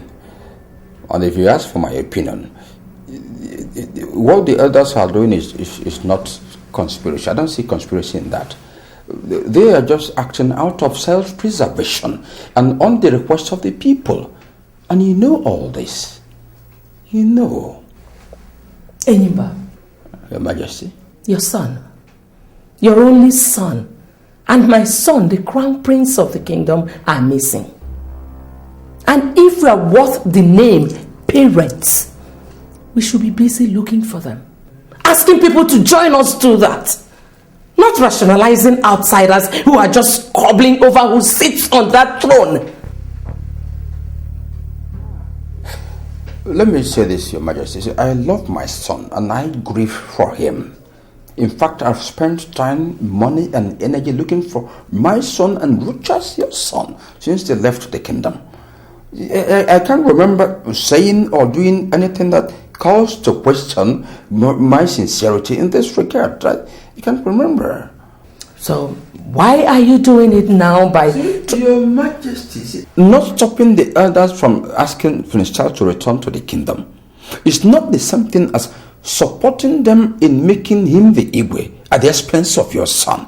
See, they are just acting out of emotion and I cannot influence them. Enyimba. Your Majesty. What I just saw is not as trivial as what you're telling me here. That was palace school unfolding. Stand with me and stop it. Or forever live with the shame of not standing up for your brother's family when the occasion called for it. You may go now. Anyoma roko ni moka.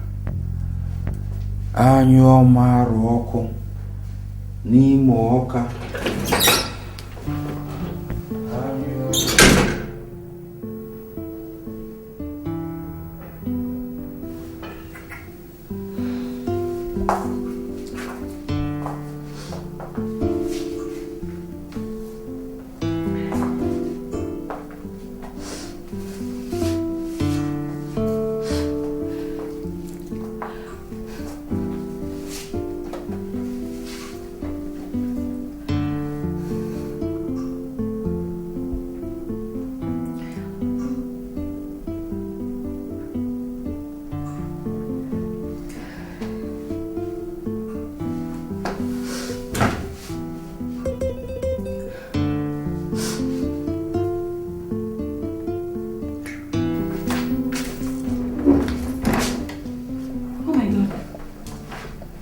What is it?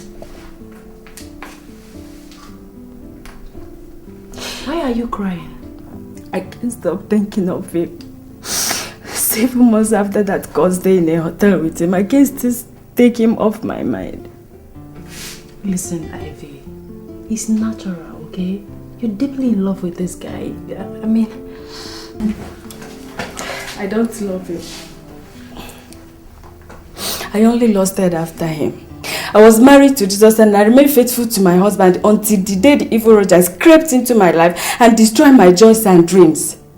How can I be thinking of such a devil? How can you call what happened between Rogers and I love?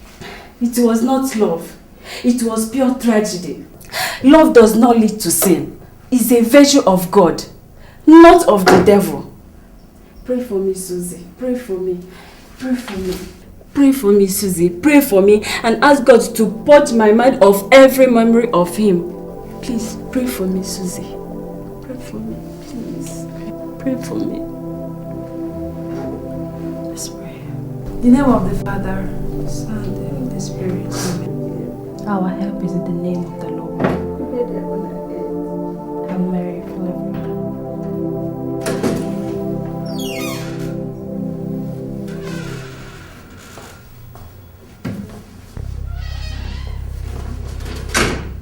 What is it?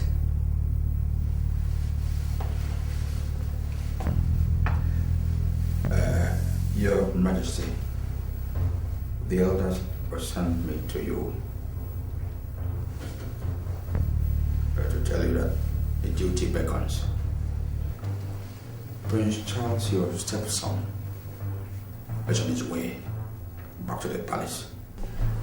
Go and tell the elders that I will never be part of the welcoming ceremony.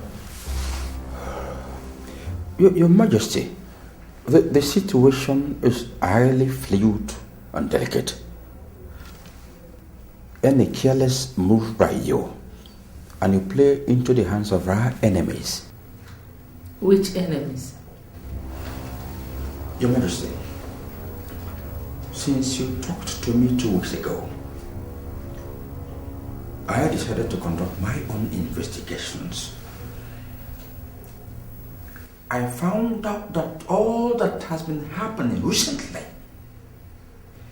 was instigated by Charles from his base in England. Are you telling me that? Your Majesty, both of us know that Charles's mother was killed by the gods for her numerous wicked deeds 23 years ago. She paid your doctor to insist that you go through cesarean operation when they knew that you could safely deliver your second child. The target was not only to kill your child, but also to remove your womb. Your Majesty, I've assessed the whole situation. Charles's return not only portends a battlement, but a dangerous palace coup could be imminent, as he called it. If you must insist to stop Charles and his supporters, and then preserve this throne for your son, whom we believe is still alive, then follow me out there to perform your traditional duties for his return. To do otherwise, you'll have yourself to blame.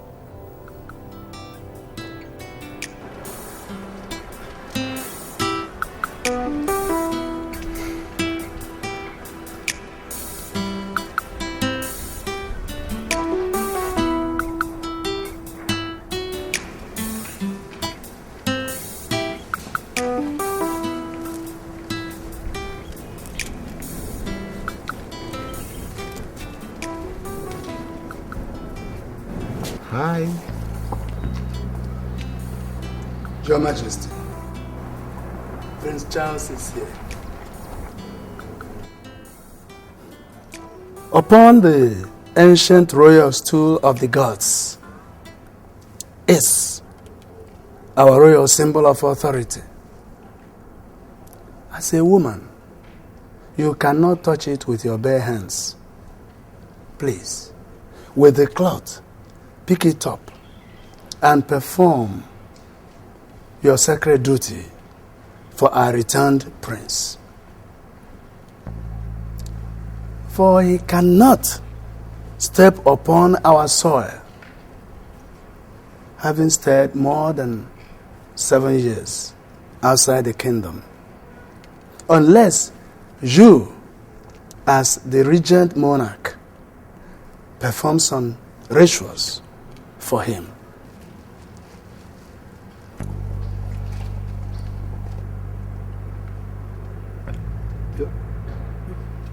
Your Majesty, please, please,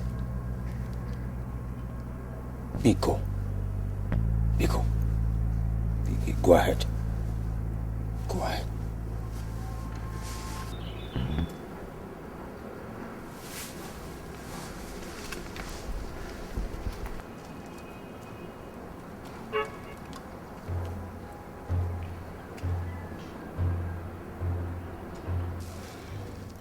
To the gods, Charles, you are a total stranger. If you should step out before I say so, you will become a taboo in our land.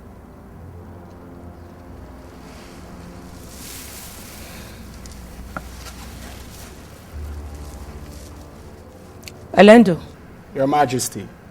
Spread the mat of nativity on the ground before him.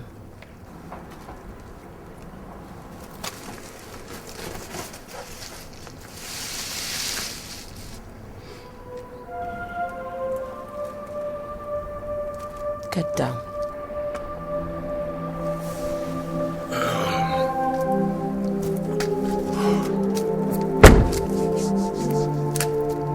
You must be kneeling. Okay.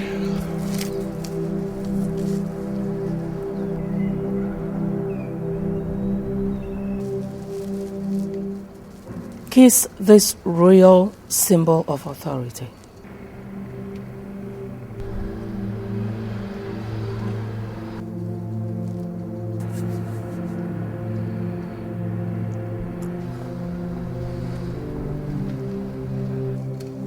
Welcome back. You may now step on the land of your birth, as the gods have accepted you back.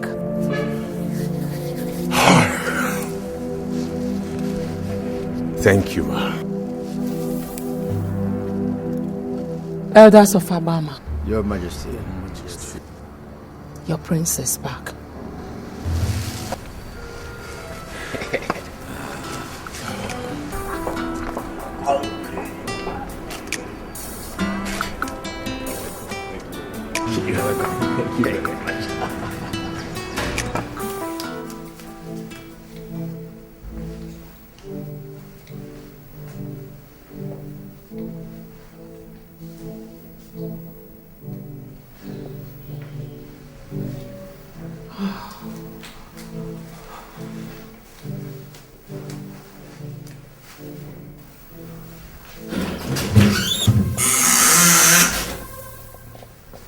You sent for me, Your Majesty. You still have more than 1 year to be done with your master's degree program in England. Am I not right?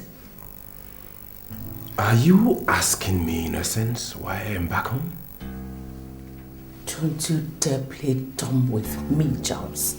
Whoever gave you the idea that you could just come home and take over the throne at the expense of the crown prince of the kingdom?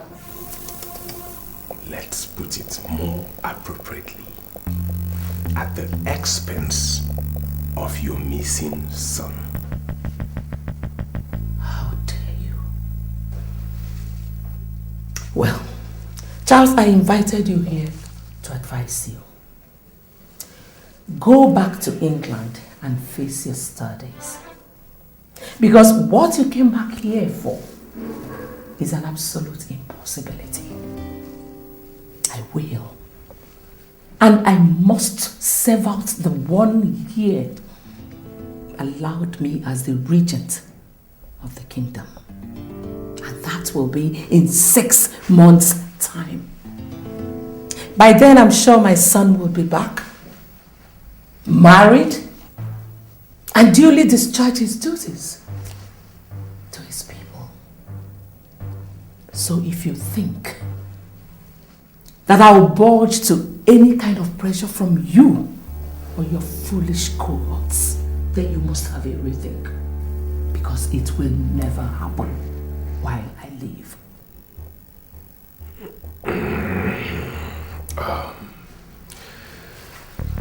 Isn't this quarrel called for, Your Majesty? Then go back to England if you think so. One more question. Have you heard from Rocha since he left this kingdom? Has he called you? Have you had any form of contact with him? And what makes you think he's still alive?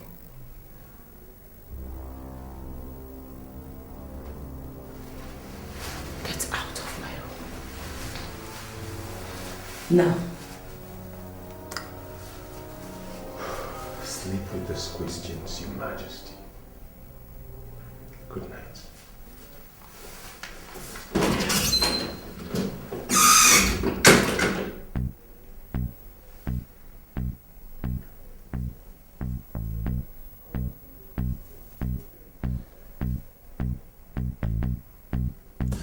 Finally, she told me point blank that no matter the amount of pressure we mount on her, she would never leave the throne for me. Is that to say that She's already aware of her plot? Calm down, Honorable. She is not. She is not. She is only suspecting. I have people who are monitoring her all the time. And if she ever thinks of putting us under surveillance, I'll know before she starts. Trust me. That's not the only issue, Enyimba. With the passion she has expressed about her determination to preserve the throne for her son, Prince Rochas, there is definitely going to be a big fight. A fight? Are you calling our contest for the throne with a mere woman a fight?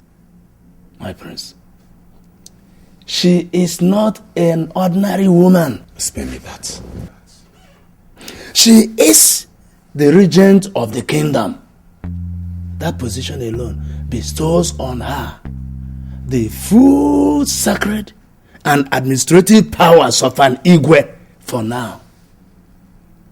Even without that, she is not the kind of a woman that gives up easily. Ask your uncle how she vowed never to let him become the Igwe upon the death of your grandfather, and went ahead to force your reluctant father to change his mind about leaving the throne for him 2 days to his would-be coronation. What? It was true. It happened. Now, even though I have forgiven her for that one, what I know I'll not do is to allow her desecrate the throne of my ancestors. Now my late brother she's been manipulating is gone. Uncle, are you sure she was not behind his sudden death? Nothing is ruled out with such an ambitious woman. Don't forget I once told you that she poisoned your mother for daring to marry your father in spite of her objections. A woman with such ambition brooks no opposition. She will go to every extent, including murder, to retain power. And now she has that power. She wants to retain it, even in a do-or-die approach. Yes. That was why every member of the royal cabinet is convinced that she is behind the sudden disappearance of her son, just to retain the regency. That's her.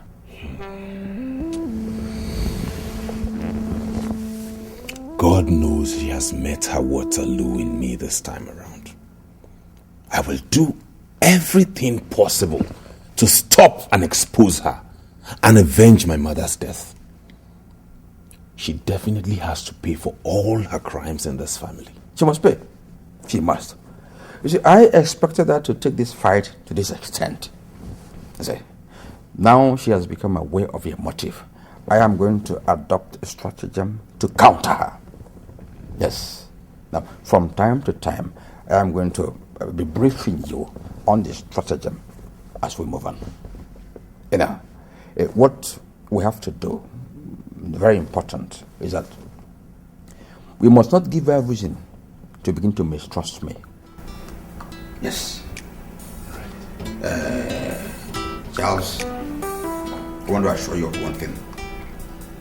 You are eventually going to become the Igwe of the kingdom. Take it from me. Take it from me. Yes.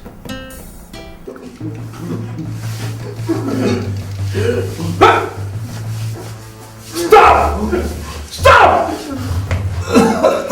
Now, where is my daughter? Nelson?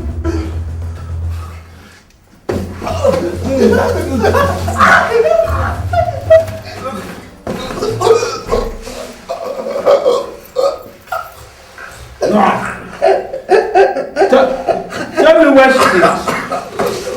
Tell me where she is. Look at our faces. Look at our bodies. You've had us here for several months now. in this cellar, torturing and debasing us. You think we're enjoying this? Oh yes, you were enjoying it. Else you would have told us what we cared to know. Nelson,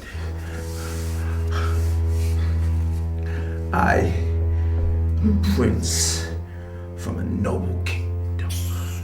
I don't lie. You are lying to us, you bastard! Tell me now! You want to know who the bastard is? You're the bastard! You and this animal that you call a son! Do you want to know where Ivy is? She's on my ass. You see yours. You see yours. We won't cut it open. Try holding for it.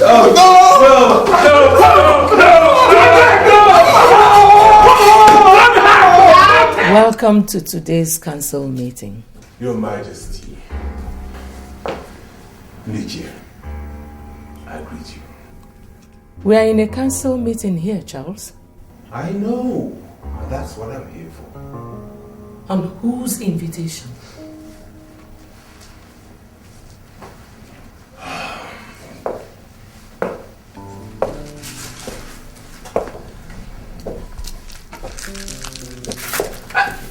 Silence! That seat belongs to the crown prince of the kingdom. And by our royal laws, he alone sits on it. How dare you tell me where? My prince. Your Majesty. The crown prince's seat is not like the throne. It is indeed his. But his brother is allowed by our royal laws to sit on it if the crown prince dies. Good. When the crown prince dies, is the crown prince dead in this case? A man who is still alive talks.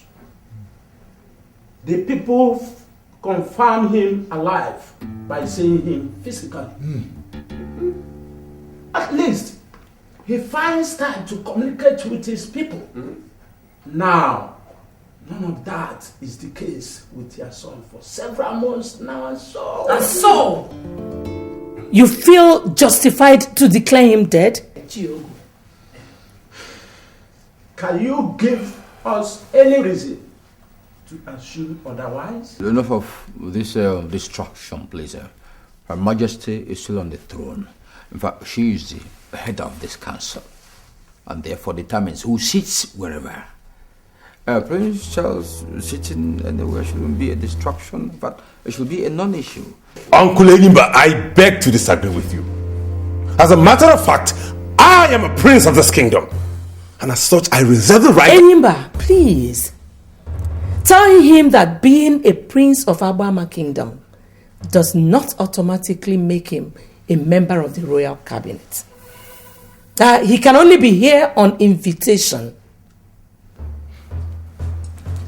The elders and I invited him. Your Majesty, we are in the majority. Of course. No. You are in the majority here. Yes. But I have the veto power. And on that power, I declare this meeting over. You can't! Now you listen, Uno. I told him a few nights ago that if his aim of coming back is to pressure me into giving him this throne before I serve out my 1-year regency, that it will not happen while I live. I was not joking when I told him that. Neither am I joking now. This meeting is over. You can go.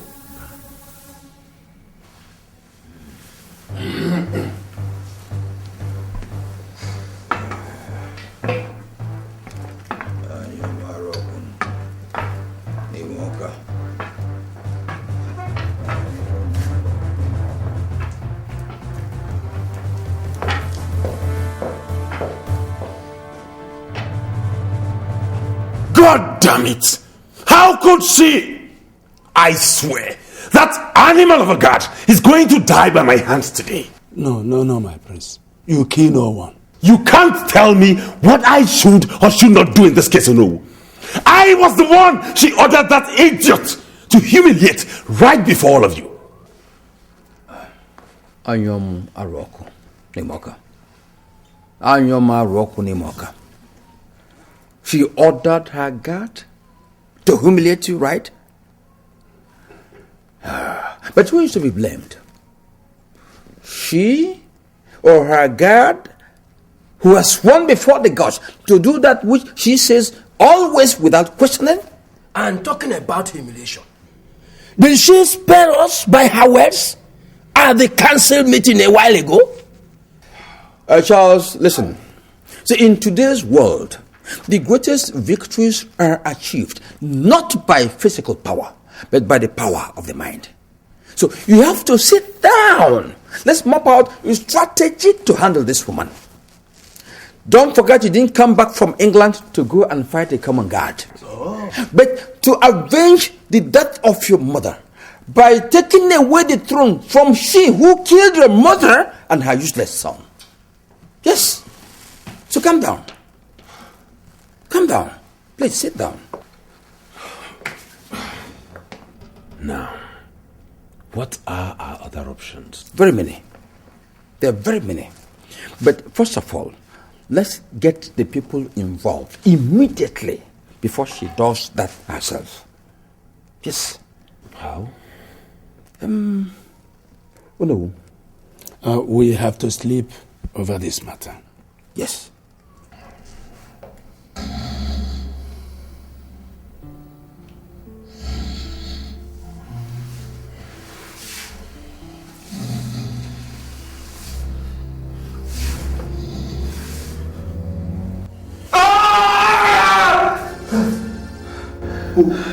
What did you want? God damn it, it was a dream. I was dreaming about her. That was so real. You were dreaming about? Ivy. About my kingdom is in trouble indeed. What do you mean? Rogers, you're supposed to be sitting on the throne of your fathers, and I'm supposed to be in school. But here we are, battered and reduced to the level of the swan, all because of you.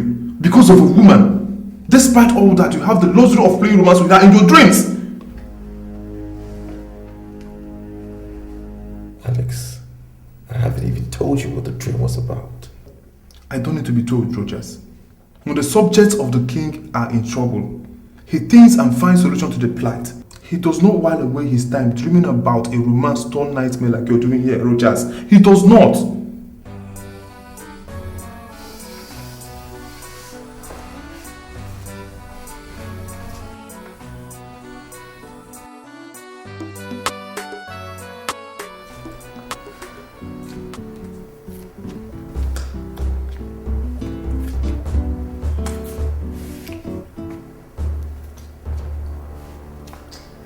Obviously, all the members of the royal cabinet are with Charles now.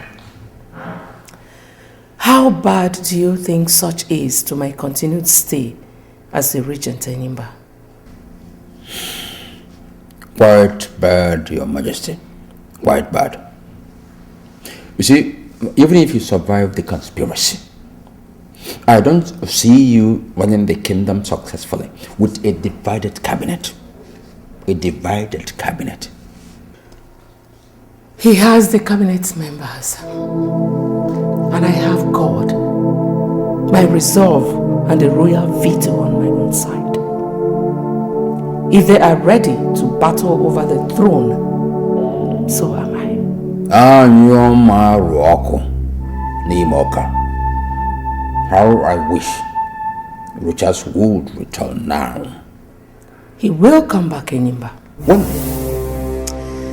I don't know, but I still have 6 months to wait for him. 6 months of peace? Or 6 months of battle with a divided, rebellious cabinet? you suggesting I drop the challenge and surrender my son's throne to Charles? I will suggest that henceforth, or use your head more than your heart in this situation. Enyimba, I say it again. My son and yours are alive and will be back on time for my son to take what belongs to him. On that conviction, I am ready to fight the elders and Charles with the last drop of my blood to preserve my son's throne, even if it means doing that alone. You are a one of honor, Your Majesty. But I will be in my room. Enyimba.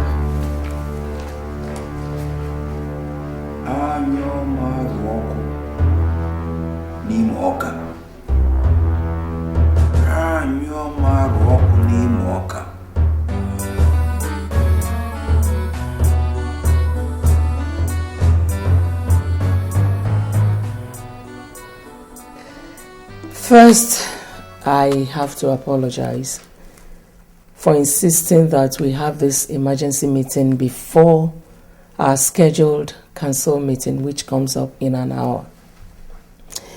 And I also want to thank you for coming in such short notice. You see, they said that I would, if Your Majesty will forget about this long speech and go straight to the point.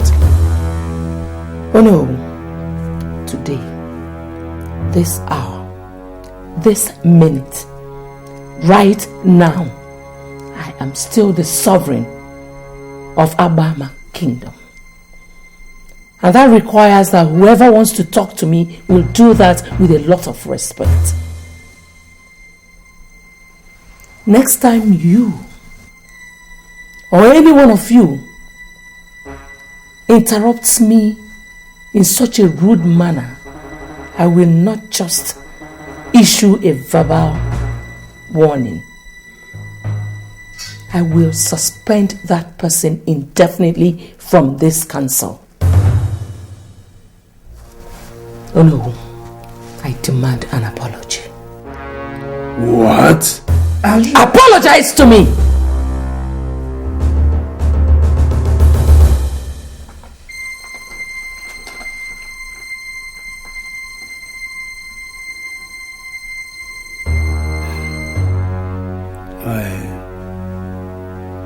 I am sorry, Your Majesty. Better.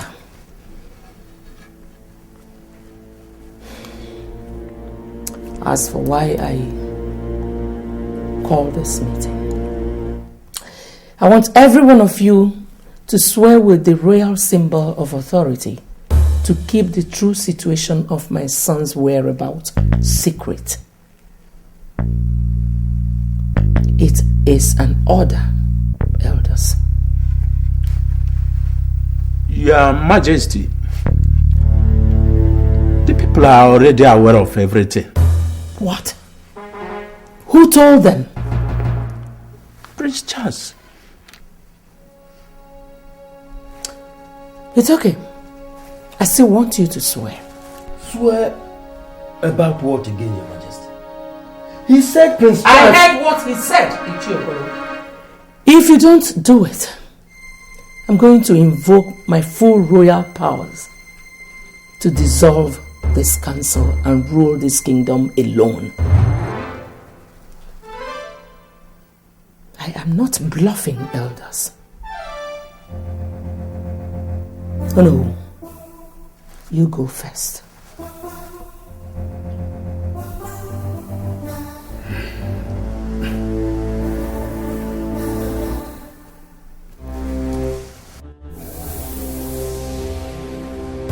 I am disappointed in you and your colleagues, Onowu. I am totally ashamed to come from a kingdom where men like you are leaders. You did not just disappoint me, but you insulted your gray hair. Something we planned, something we discussed to the later. You turned around to make me look like a fool before Her Majesty and the youths of Alabama. How? Where lies your moral authority in all of this? Where? Why did you ask me to return from England if you knew you were going to shamelessly abandon the struggle at this point? Why? Charles, calm down. Take it easy. Sit down. Let's hear from Onowu. Let's hear from you. Thank you, Chief Enyimba. What happened in the cabinet chamber wasn't planned to disgrace you as you think or kill our plot. We were forced by Her Royal Majesty to swear by the royal symbol of authority. She did what? Yes. She forced us an hour before today's meeting started to swear that we would deny whatever His Highness must have told the people about Prince Rochas. Should we be asked henceforth, we would have called to warn. But she made sure that none of us left her side till the meeting properly started. How could you agree to do such a disgraceful thing, Ono? She threatened to invoke her full royal powers if we refused. Had she done that, the council would have been dissolved, leaving her to rule alone. Wouldn't that have been better than the dance of shame you subjected yourselves and I to today? Charles, hold it. They did the right thing. They did the proper thing.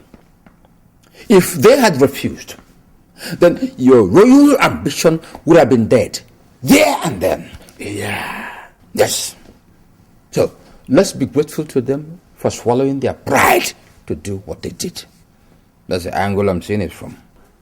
Please. Now what do we do, Uncle? We definitely cannot give up at this point. Give up what? Let me tell you, if that woman is stubborn, then we will be more determined. Good. To give up what? She must vacate that throne for you, Charles. Exactly. She must. That woman is... Your Majesty, the elders of the land, we greet you.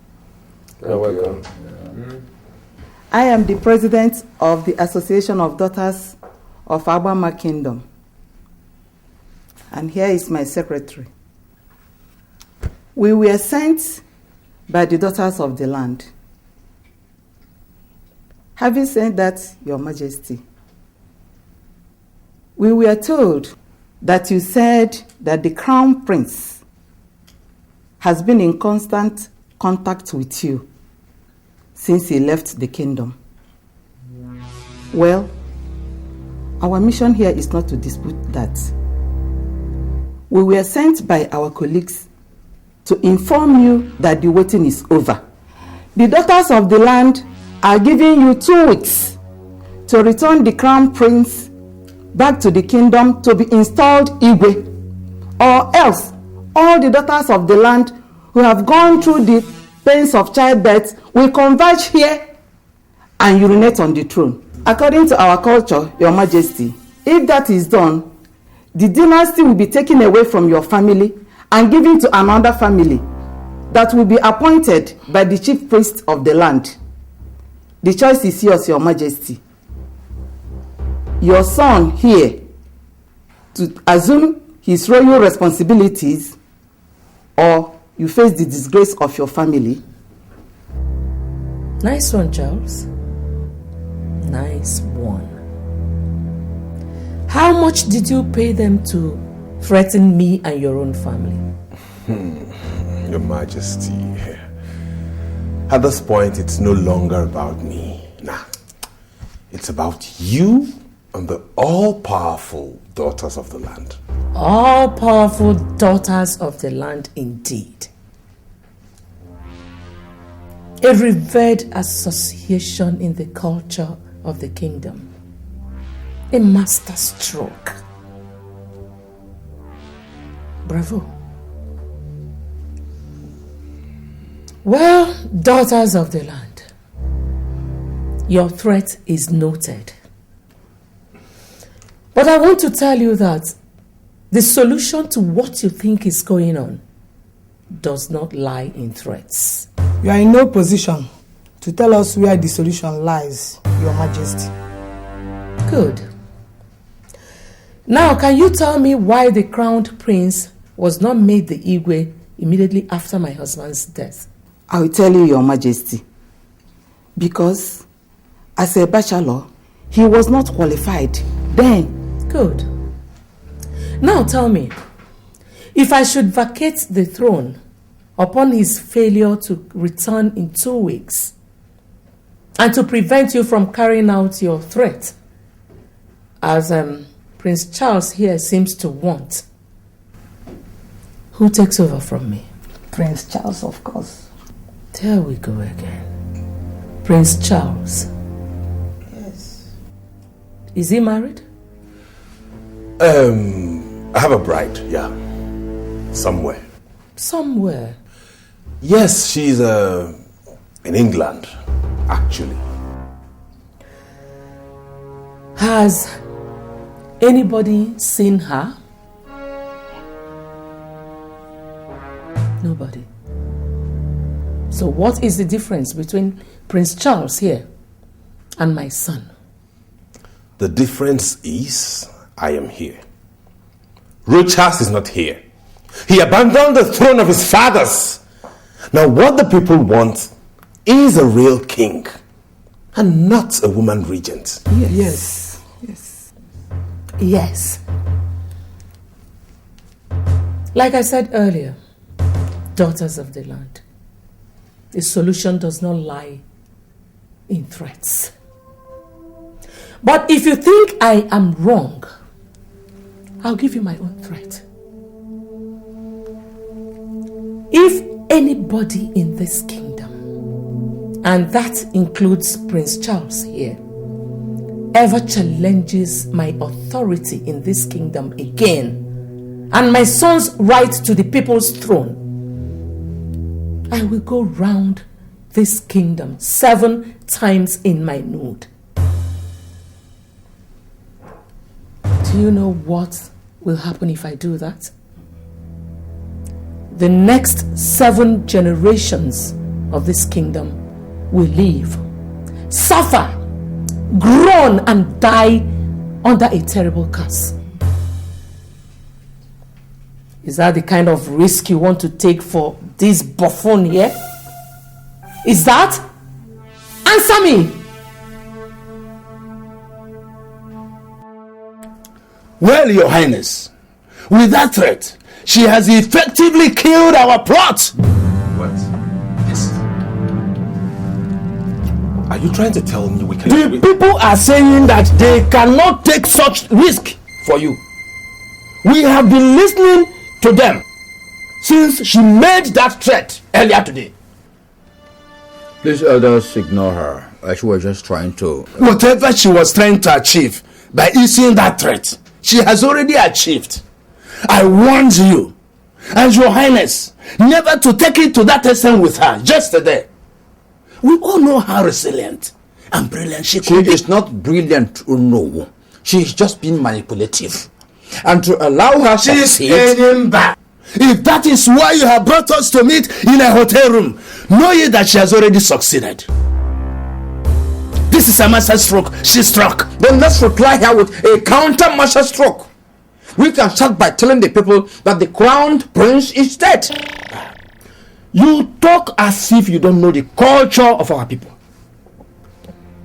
Without seeing the corpse of the crown prince, people will not believe that he is dead. Nor can we crown another Igwe according to our culture. Elders, enough of the arguing back and forth. The question right now is, what would be our next move? There will be no next move, Your Highness. Like the daughters of the land told you earlier today, go back to England and face your studies. It is all over. Maybe you are not destined to be the people's Igwe. Just wait a minute. I'll be back with you. All right.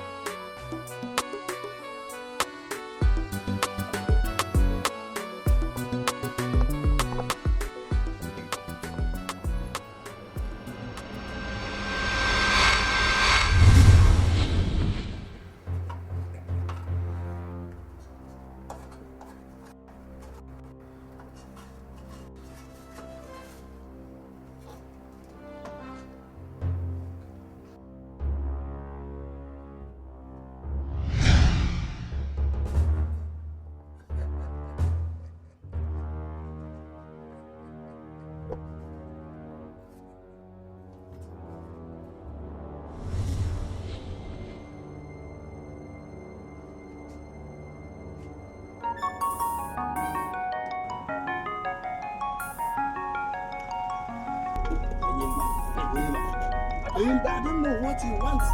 I'm sure he's interested in that woman.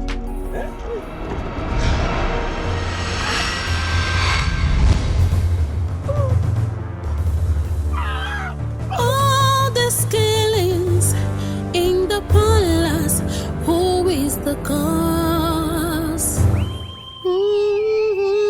Abonye, Onye. Your Majesty is here. Greetings, Your Majesty. Alendo, leave us.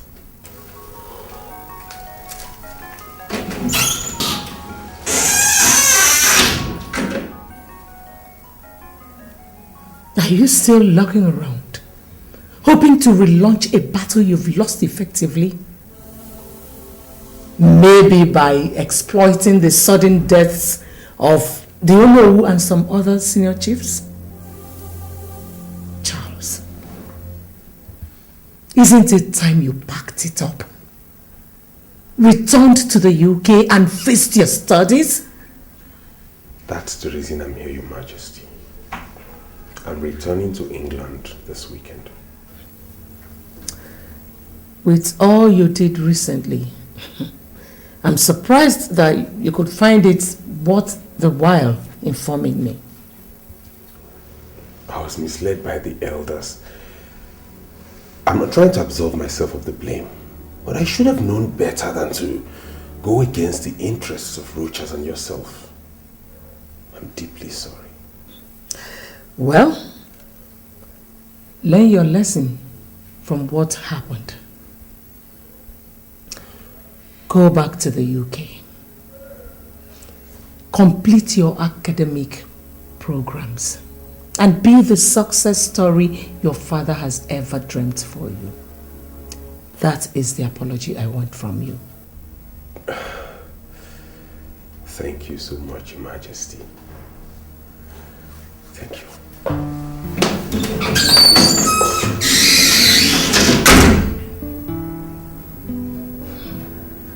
Someone is sure informing that boy.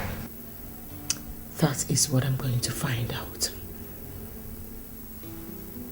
I am going to be less trustful of people around me.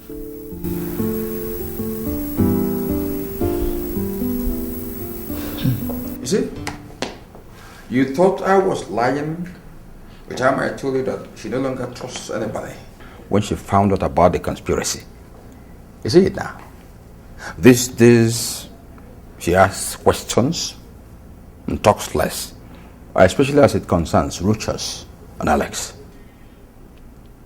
Honestly, Uncle, I left that room feeling like an overfed baby. A complete fool. What next? What next? The struggle continues until we achieve our desired aim. How in God's name are we going to continue with the struggle? Charles, you just came into this scheme last month. For me, I started even before your father became Igwe. This is a cause for which I have spiritually imprisoned the souls of my son and that of the crown prince. This is a cause for which I have killed and killed over and over, and I will never give up. Uncle Enimba. Wait. You said you started this before I was born?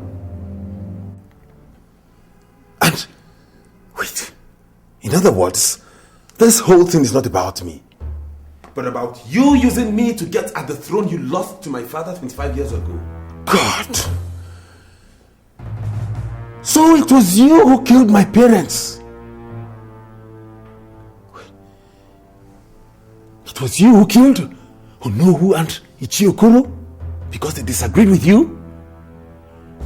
How? Impressive. For a naive idiot like you, it was impressive how you figured out something from this one careless statement I've made. There's one thing wrong, yo. Yes, I started it. But since I talked your father into marrying a second wife, your mom, and she had you, it turned out to be all about you, all because of you. Okay, why then did you kill her? Charles, there's no time to debate, no time to argue, no time to waste.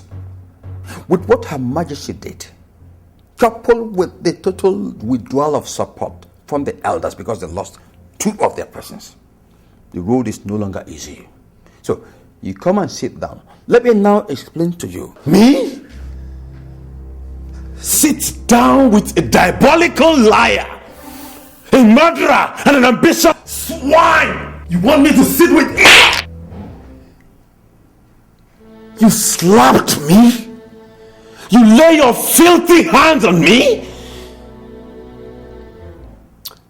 Anyway, I am not going to hit you because I don't want you to die in my hand as obviously you want.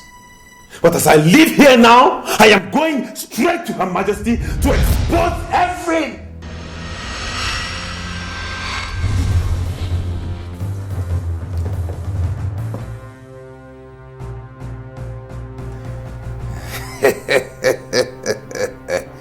Fool.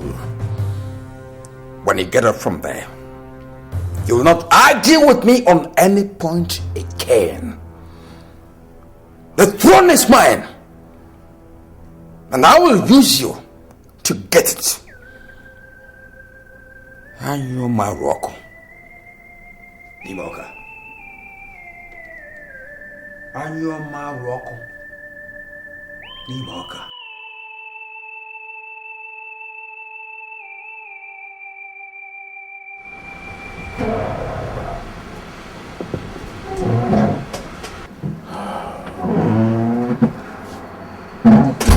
Judge, you sent for me. Yeah, well, sit down, son.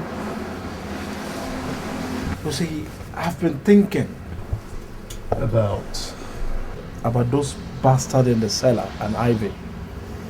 For close to 7 months now, we have locked them and tortured them illegally. And they have consistently denied knowing the whereabouts of Ivy. I can never remember the form of torture that we have not applied on them, and yet they remain adamant. And more so, it has not taken us anywhere. I want us to change the course. Change course? But how? Yes, I believe them now that they are here looking for Ivy. So I want us to use them and find her before she makes one wrong move wherever she is now and ruin the family.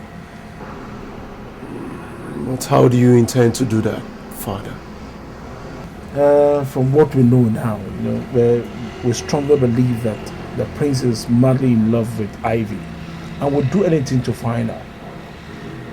So I'm thinking of releasing them and show them the note she dropped, so they can use it and have them go to Ethiopia and locate her for us. Father, you're sounding idealistic. Mr. Mark told us that she's not in Ethiopia. Mr. Mark is only human, son. He could have missed something in the course of his own search. And there's nothing wrong if we try to use the prince and his cousin to search for her again. Dad, have you forgotten that what we did to the prince and his cousin is a crime capable of putting us away for life? Those guys are not ordinary folks, Dad. Rochas and Lances from a renowned family in Nigeria. A billionaire family in Nigeria. And if he should go to the police, Dad... No, he would not go to the police. Not if we make them believe that the note got to us just today. That saves it all. Are you thinking now? Oh, now you got it. Think.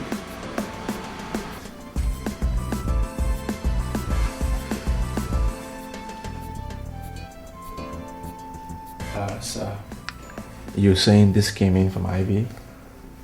From Ethiopia today? The postage point indicated that it was sent from here in South Africa the very day she left for Ethiopia. But curiously, it only got to us this morning. Well, I told Nelson to bring both of you here and allow you to freshen up, because with the receipt of this note, I became convinced that you have been telling us the truth and that you truly love Ivy. So I've decided not to stand in your way anymore.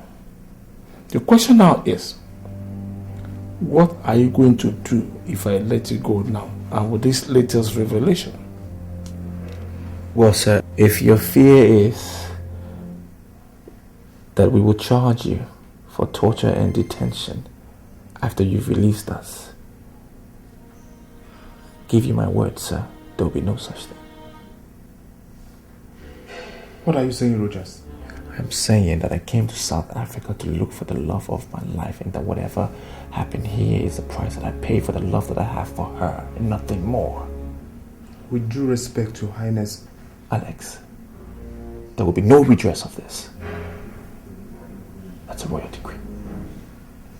As Your Highness pleases. Good. Now, sir, if you allow us to go, we will continue our search for Ivy. And I can promise you, the minute we find her, and I can convince her to marry me, we will bring her back here to formalize everything before we take her to Nigeria. Well, my father has agreed to release you.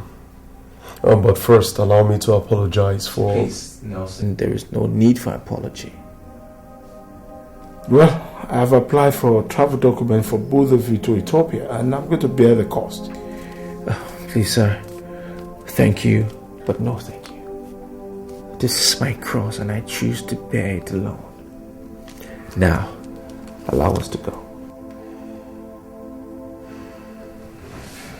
You are indeed gentleman. Yes, thank you very much. You are a gentleman indeed. Thank you, sir. I appreciate it. Mr. Edward, I was told you were the best private detective, specializing in finding missing persons when I hired you 4 months ago to help me find and bring home my son. I would have used Chief Enyimba's daughter, Elena, who is in the same line of business with you. But I chose you for fear that she would be too emotional to be effective. So far, you've not been able to come up with anything. And that brings me to ask, is there any reason why I should still retain your services? Well, I am not proud to have failed in my assignment. But it seems you've made up your mind to dump me and use Elena after all. How do you mean? Your Majesty, getting information is what I do for a living. Elena is doing the same thing you hired me to do. And I have it on a good authority that she was instructed to do so from this palace. Is that a joke or something? Who brought her into the picture? This is your file, Your Majesty. I don't compete for jobs, especially with someone that I have so much respect for, like Miss Elena. Are you dropping my case? I'm sorry, Your Majesty. You people left me with no other choice.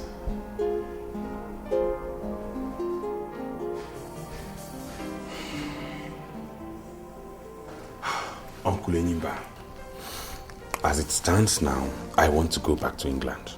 I'm no longer interested in the throne. You can keep it for yourself. I just want to go back to my studies. No way. No way. Uncle, do you want me to be disgraced as I was told you were disgraced 25 years ago? Shut up your mouth. Shut up your mouth. Listen, I met with my daughter Elena last week. She is already making progress looking for Rochas and Alex. Looking for them? Yes. They have to be eliminated. Uncle? Eliminated as in killing them? What other meaning do you think elimination means in this context? Hey, Uncle, please, I beg you in the name of God, don't do this. Charles! Shut up your mouth. I am the person calling the shots in this situation. I say what happens. Don't ever argue with me on this matter. Now, get back to your house. Uncle, we're talking about spillage of blood here. Just go! Anyoma Ruoku Nimoka. Anyoma Ruoku Nimoka.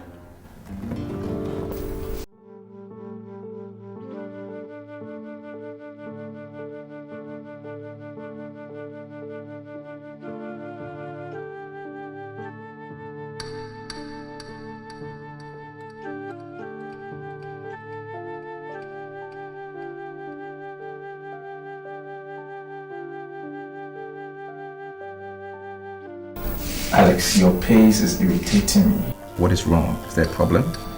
Home.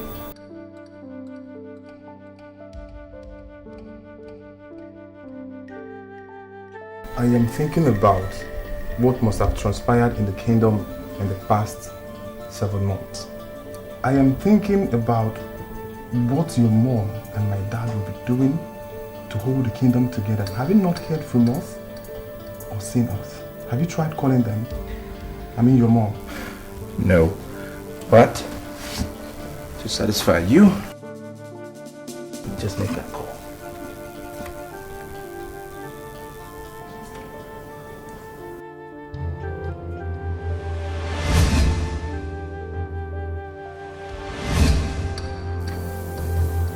What is it? Look. Are you not making the calls again? Look, Alex. I've told you once back in Lagos, and I'm going to say it again.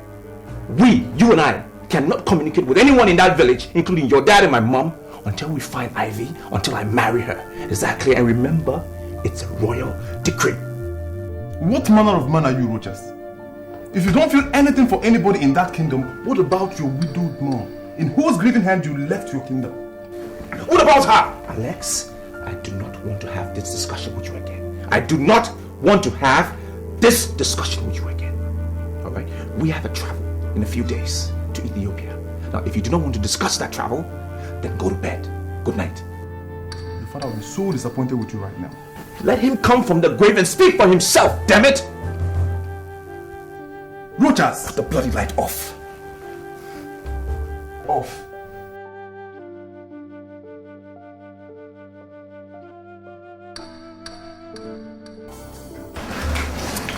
My God! Your Majesty. When did you come to Lagos? Who showed me where you live? Yes, Your Majesty. Elena, who asked you to look for the Crown Prince and your brother? I don't understand. My father was here last week and told me that you ordered me to leave everything I was doing and find them with immediate effect. Weren't you the one that gave me the order, Your Majesty? Your Majesty. Do you have any information on their whereabouts yet? Not yet, Your Majesty, but I'm confident I will sooner or later. Well, Elena, intensify your search for them. And when you have any useful information, report back to me and to no one else, not even your father. Forgive my... Elena, what I just gave you is a royal decree. Flout it and remain barren and banished from Alabama for the rest of your life.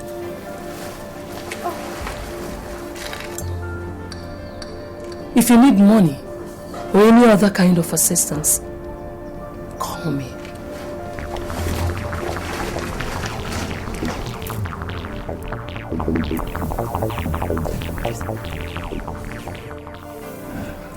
To health, peace and progress in the kingdom. Amen. Amen.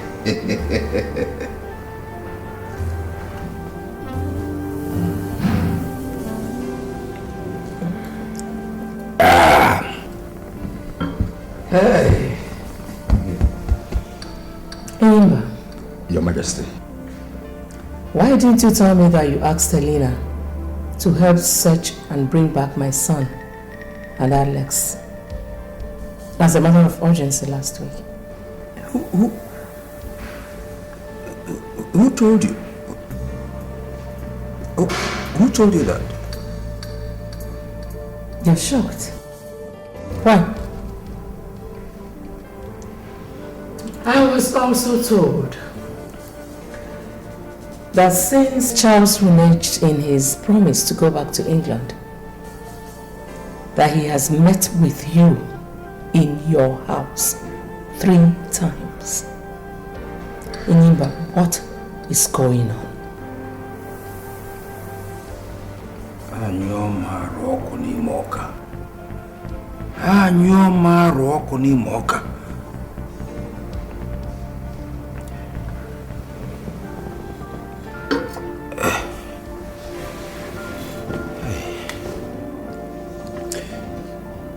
In the first place, Your Majesty, let me apologize for the bringing in Elena in the whole picture without your express permission, even informing you thereafter. But I did that for your good and for the good of our sons. I mean, with the whole crisis generated by the absence of the prince in the kingdom, coupled with the fact that the man you sent to fetch him could not find him, I decided to do something. Please, I'm sorry. I'm very sorry. On Charles' visits to my house recently, yes, I invited him. I invited him.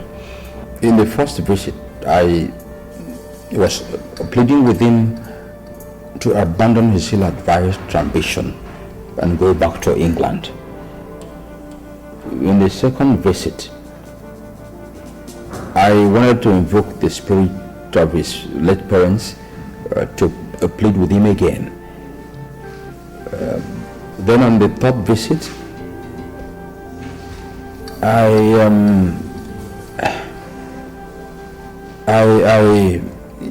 threatened him that I will get you to pass a royal decree ordering him back to England. But well, the attempts failed to change his mind. Your Majesty, he is drunk with ambition, and that's dangerous. We need to watch him very closely henceforth. When did you reach that conclusion? Now that I told you what I already know, or before that? Your Majesty, I don't know what you think about my loyalty to you right now. But any doubt on such loyalty at this point would not help matters. The child could be manipulating people and information to create a division between the two of us. Knowing fully well that without such a division, they will never achieve their aim. I want to caution that you beware, lest you play into the hands of your real enemies. Your Majesty. The royal decree that you threatened Charles with, is it in my power to issue it on a possible candidate to the throne in the kingdom? No. I was just trying to frighten him. That's all. To frighten him.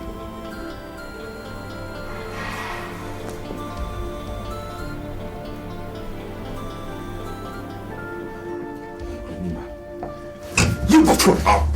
You spineless idiot! You dare play the ostrich on me! You dare go to you're hurting me, Uncle. Shut up, you bona fide idiot! Bona fide fool! You will not live here alive until you tell me how Her Majesty got to know about Elena's involvement in the search for routers.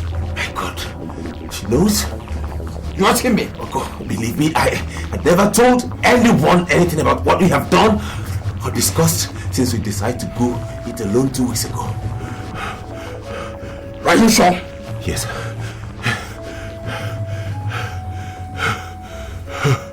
I know Morocco. Nimoka. I know Morocco. Nimoka. See. This is the royal sword of the Obama Kingdom.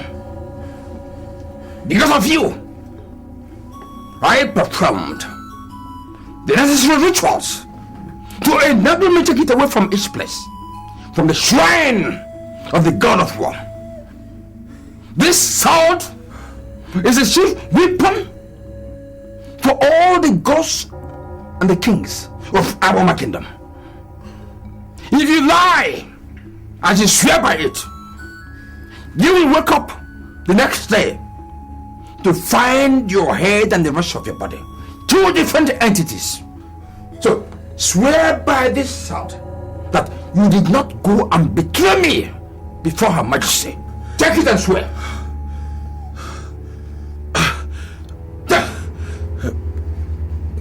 Swear! Uncle, may I die violently by the sword if I had ever betrayed you to anybody. Kiss it! Kiss it! I said kiss!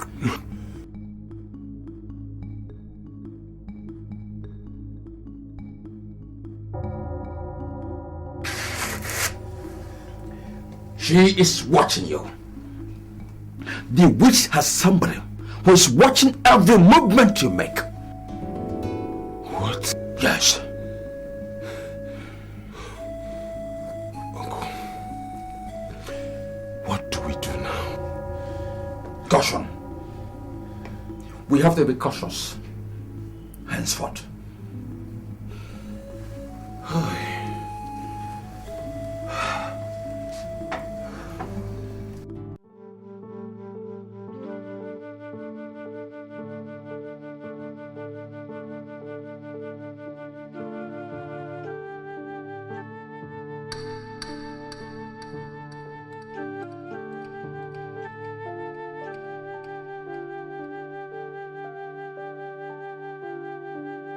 It was a long trip.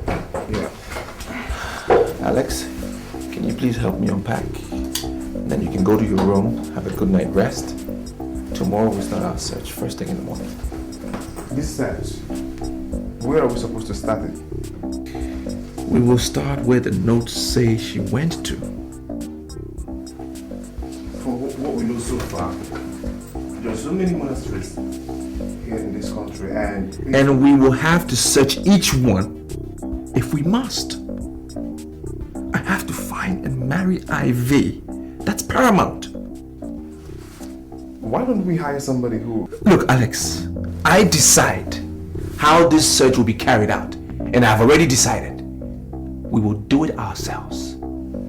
Your bit is to pack, rest, because we kick off tomorrow morning. Okay.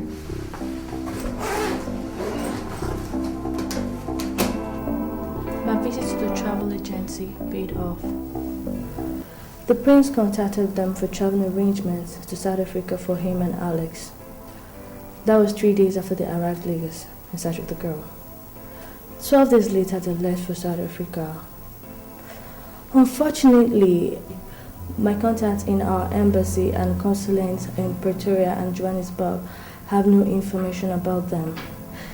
As same with other contacts I have over there. Are you telling me that they vanished mid-air to South Africa? No. So where are they? How come nobody has seen them since then? I'll find out, Your Majesty. I also made another important discovery. The girl in question is a South African Catholic nun. A reverend sister? Yes, Your Majesty. They both fell in love and got deeply involved. That was before His Majesty passed on. The relationship led to serious spiritual crisis for the lady, and she had herself transferred back to her home country to run away from the prince. That was the period the prince was preparing for the father's burial. Elena, are you telling me that Rochas did not just defile a Catholic nun, but he also wanted to pull her out of her sacred order to marry her?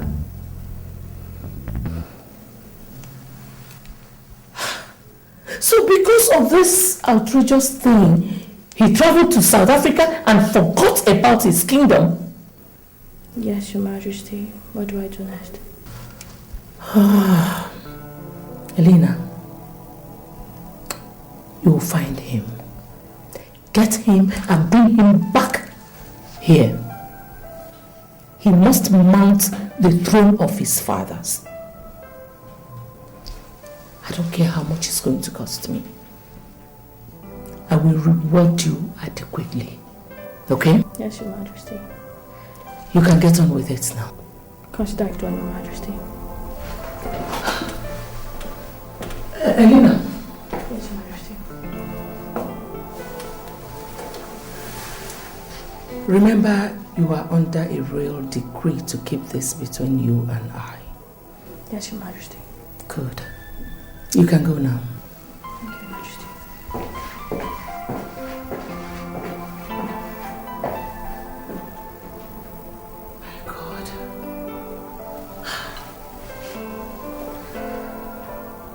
How perverse children of these days could be.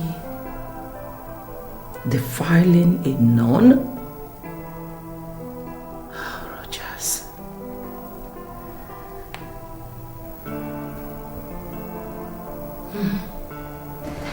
Anyo Maroko. Limoka. Anyo Maroko Limoka. Are you telling me that Her Majesty came all the way to your house in Lagos to issue a royal decree forbidding you from telling anybody except herself about Rochas and Alex? Yes, Dad. And I ask again, what is going on? I mean, you told me that you hired me on her express instructions and that... I don't understand though. Don't worry, my dear. It was just a little misunderstanding about Alex. But we have sorted that out. Let me ask you. Have you got any new lead about Rochas and Alex? I'm sorry, Dad. I can't discuss that with you anymore. Because of the so-called royal decree? Dad, you and I know how serious a thing a royal decree is in this kingdom. And the grave consequences of flouting it.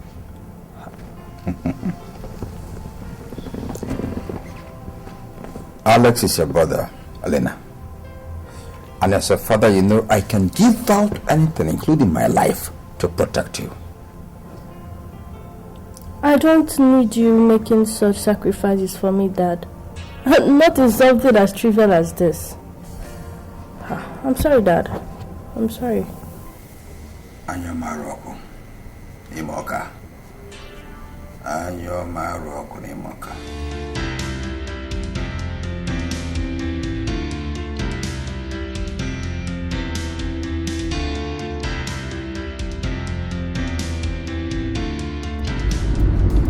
What is this guy doing behind me since earlier today till this night? Telling me. Okay. Who could be training me and for what? Okay, let me just take some wrong turns. Maybe I'm just looking around. I said, you get back, so you to continue the job. Okay. Wherever you are, let's take the game.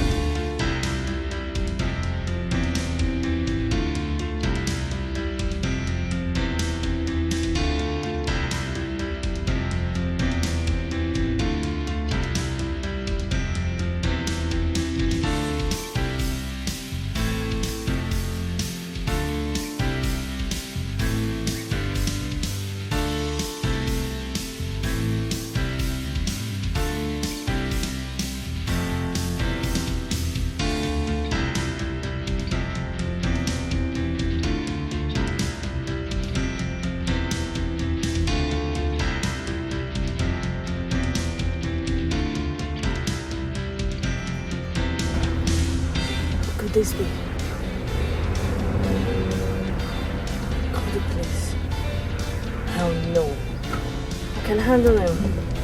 Even though I can't see his face.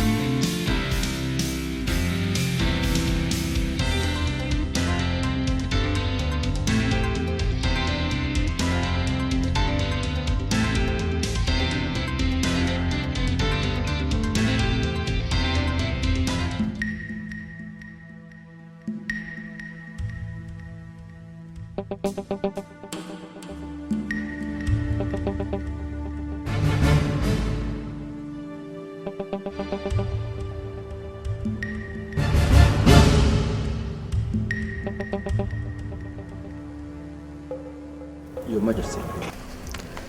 Charles left the palace without telling anyone where he was going. Or did he tell you? I've not talked with him since our last meeting. Or maybe he decided to travel back to England after all. He left with just a lancer. His main luggage is in his room here. That's so. Then that could mean he traveled just to Lagos. Lagos? I'm just guessing. Why travel to Lagos just a day after Elena left the kingdom, after giving me progress reports on the search? Okay. Has she made some progress? What did she find out? I don't believe in coincidences anymore, Enyimba. Not after finding out about the cabinet rebellion. Your Majesty, are you suspecting she is working with Charles against you and the Crown Prince? And recently, you told me how dangerous he is. And the need for us to be careful with him. Didn't you? Call Elena. I don't have a credit in my phone. I will get a recharge and call later. I'll tell them to bring my phone now. Your Majesty, I think what we need is to warn Elena, not to frighten her. Using your phone to call her might sound you're desperate. It will unnerve her. It will make her lose focus in what she's doing. Unless you want to take such a risk. Call her as soon as you get home. As soon as I get home, I'll do that. I'll do that, Your Majesty.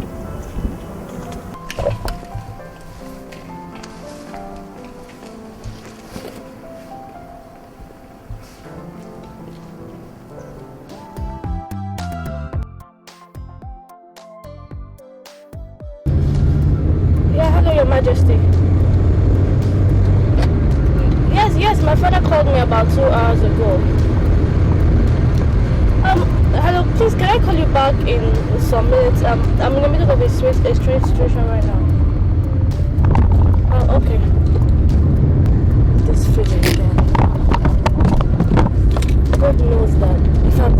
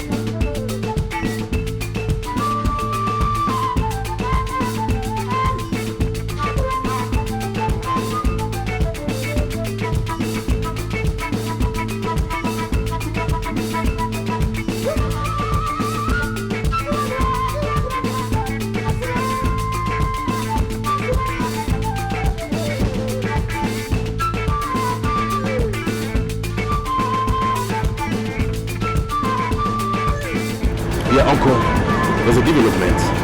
Yes, I just traced her to a traveling agency.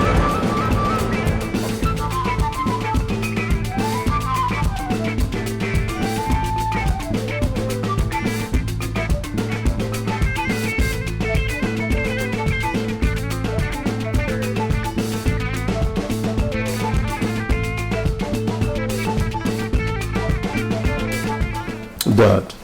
Yes. It's been 2 weeks since Alex and Rochas left here for Ethiopia. Yes, I know. Yeah. And we are yet to hear from them. Are you still comfortable with that?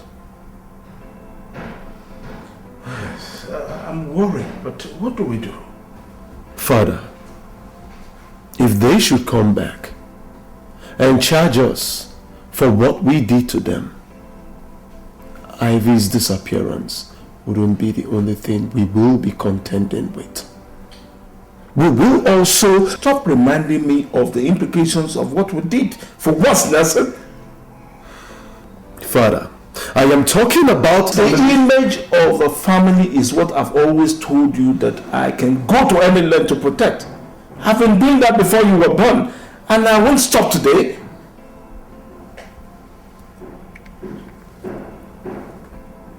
Father, if the image of this family must remain unblemished, as it has always been, vows is not what we need now, but concrete action. Thank God you know that, because since we released Rochas and Alex, you seem to have resigned to talking and not thinking.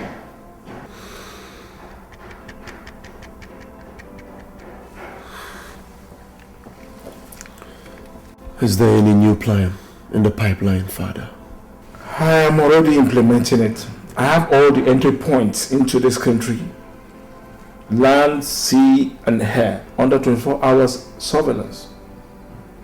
If they try coming back into this country without informing us first, you will meet them at the entry point to deliver a definite message with the barrel of a gun. Just be ready to do that at a minute's notice. Sorry, Mara, that we're meeting in the hotel exclusive bar. No problem. So do you have any information for me? Yes, your suspicion was correct, Ma. Just minutes after you left the office, a guy walked in asking me what you came there to do. Of course, I bluffed him with the company client secrecy story as he told me, but you won't believe this. He gave me his hotel room number and offered to pay me 100,000 naira if I should meet him in his hotel room with the information he sought. What did you tell him? I told him I'll be there by 6 p.m. This is the hotel room number.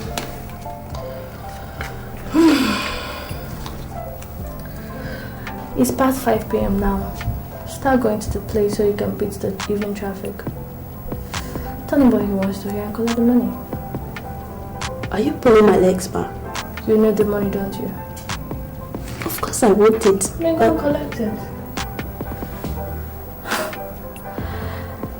You see, Marian, this kind of offer, they don't come every day, do they? Planning to travel to South Africa. South Africa? Yes. Do you have an idea when she intends to travel?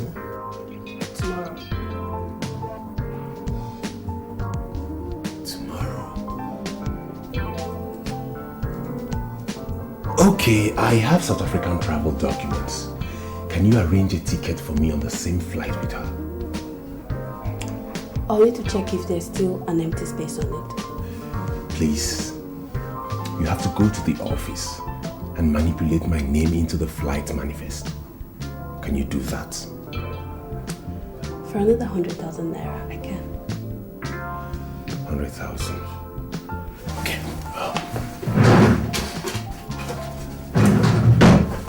This is 200,000 naira for the information you just gave me and for the travel arrangements. Now get going.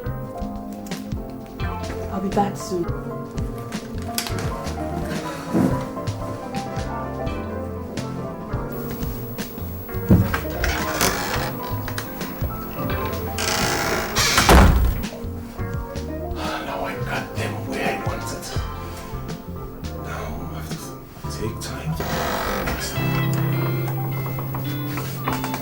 God. Your Highness. Your Highness. What are you doing here, Lina? How did I find you? Should have been a more appropriate question, Your Highness. Why are you telling me leave us?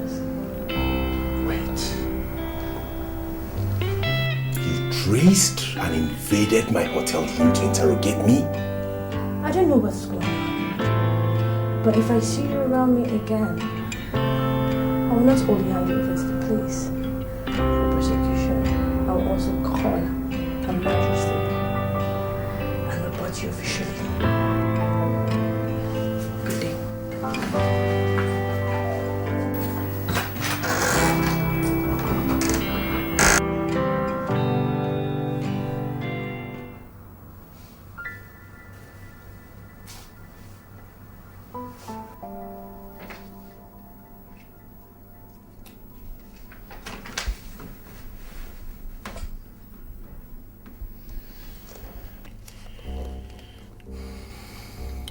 Alex, what's the problem? I want to talk to you. Well, shoot.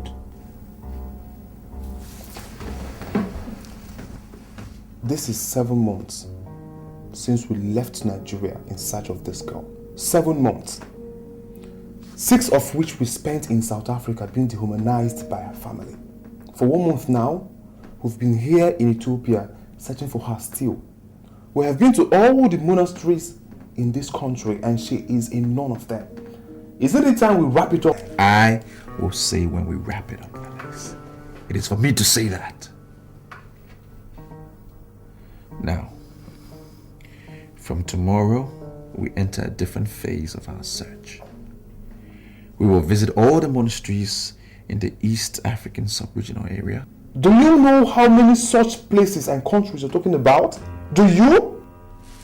I am not under an illusion when I speak. I know what I say. With due respect, you are under illusion. You have been since the day we left the kingdom to embark on this Ethiopia search of yours. If only you face reality for 1 minute, the next will be back to the kingdom. Alex, it is me you speak to in that manner. I know it's you, I know. I want this discussion closed. Rogers, your mom is holding forth back home for you. And the arrangement that made that possible is limited by time. Her regency will soon be over. Where will the kingdom end up if that happens and you're not yet back home? Where? What will happen? I don't care, Alex. I don't care! I need to find and marry Ivy. I do not care. I care. And for that reason, I don't want to be part of this latest madness of yours. You must. It's a royal decree. What? Now, we will not only visit all the monasteries in the East African countries, we will also check the passenger logs of all regional and international sea, air, and road transport operators that have operated within the past 2 months since she left home. Is that clear? I have spoken. As Your Highness pleases. Now get out. How could you have messed up everything like this? How could you be so careless to let us see you? I didn't even know what you came to do in Lagos. Didn't you have lied to her? Tell such a brilliant lady what manner of lie, uncle, when she caught me red-handed. It was a mistake you asking me to tell her. We engaged her in her own game, in her own territory. Am I to take it to mean that you deliberately messed up this issue? I swear, uncle, I did not. Shut up your mouth. Shut up your mouth, Charles. Let me tell you, if Elena alerts Her Majesty, and if she gets to know that I have been behind everything happening, Charles, I swear by my blood, I will cut you into pieces and feed your corpse to the dogs. Uncle, look, you have to believe me. Get out here, you buffoon. Get out. Get out!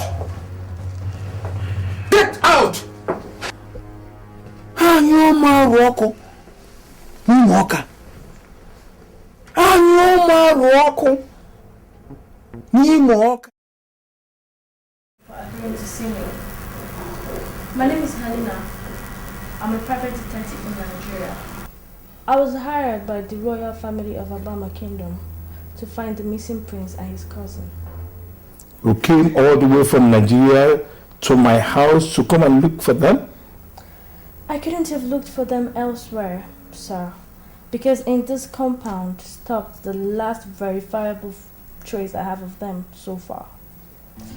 When I mean verifiable, I mean I have concrete evidence from the hotel where they checked into when they arrived South Africa, and from the company that operates the taxi that brought them to your house on the 10th of April 2010, after which they never went back to the hotel again. You were able to find out that they came here, but you also failed to find out that they left here less than 10 minutes later, on finding out that the person they came looking for here was not here. Really? How come your son was the one that went to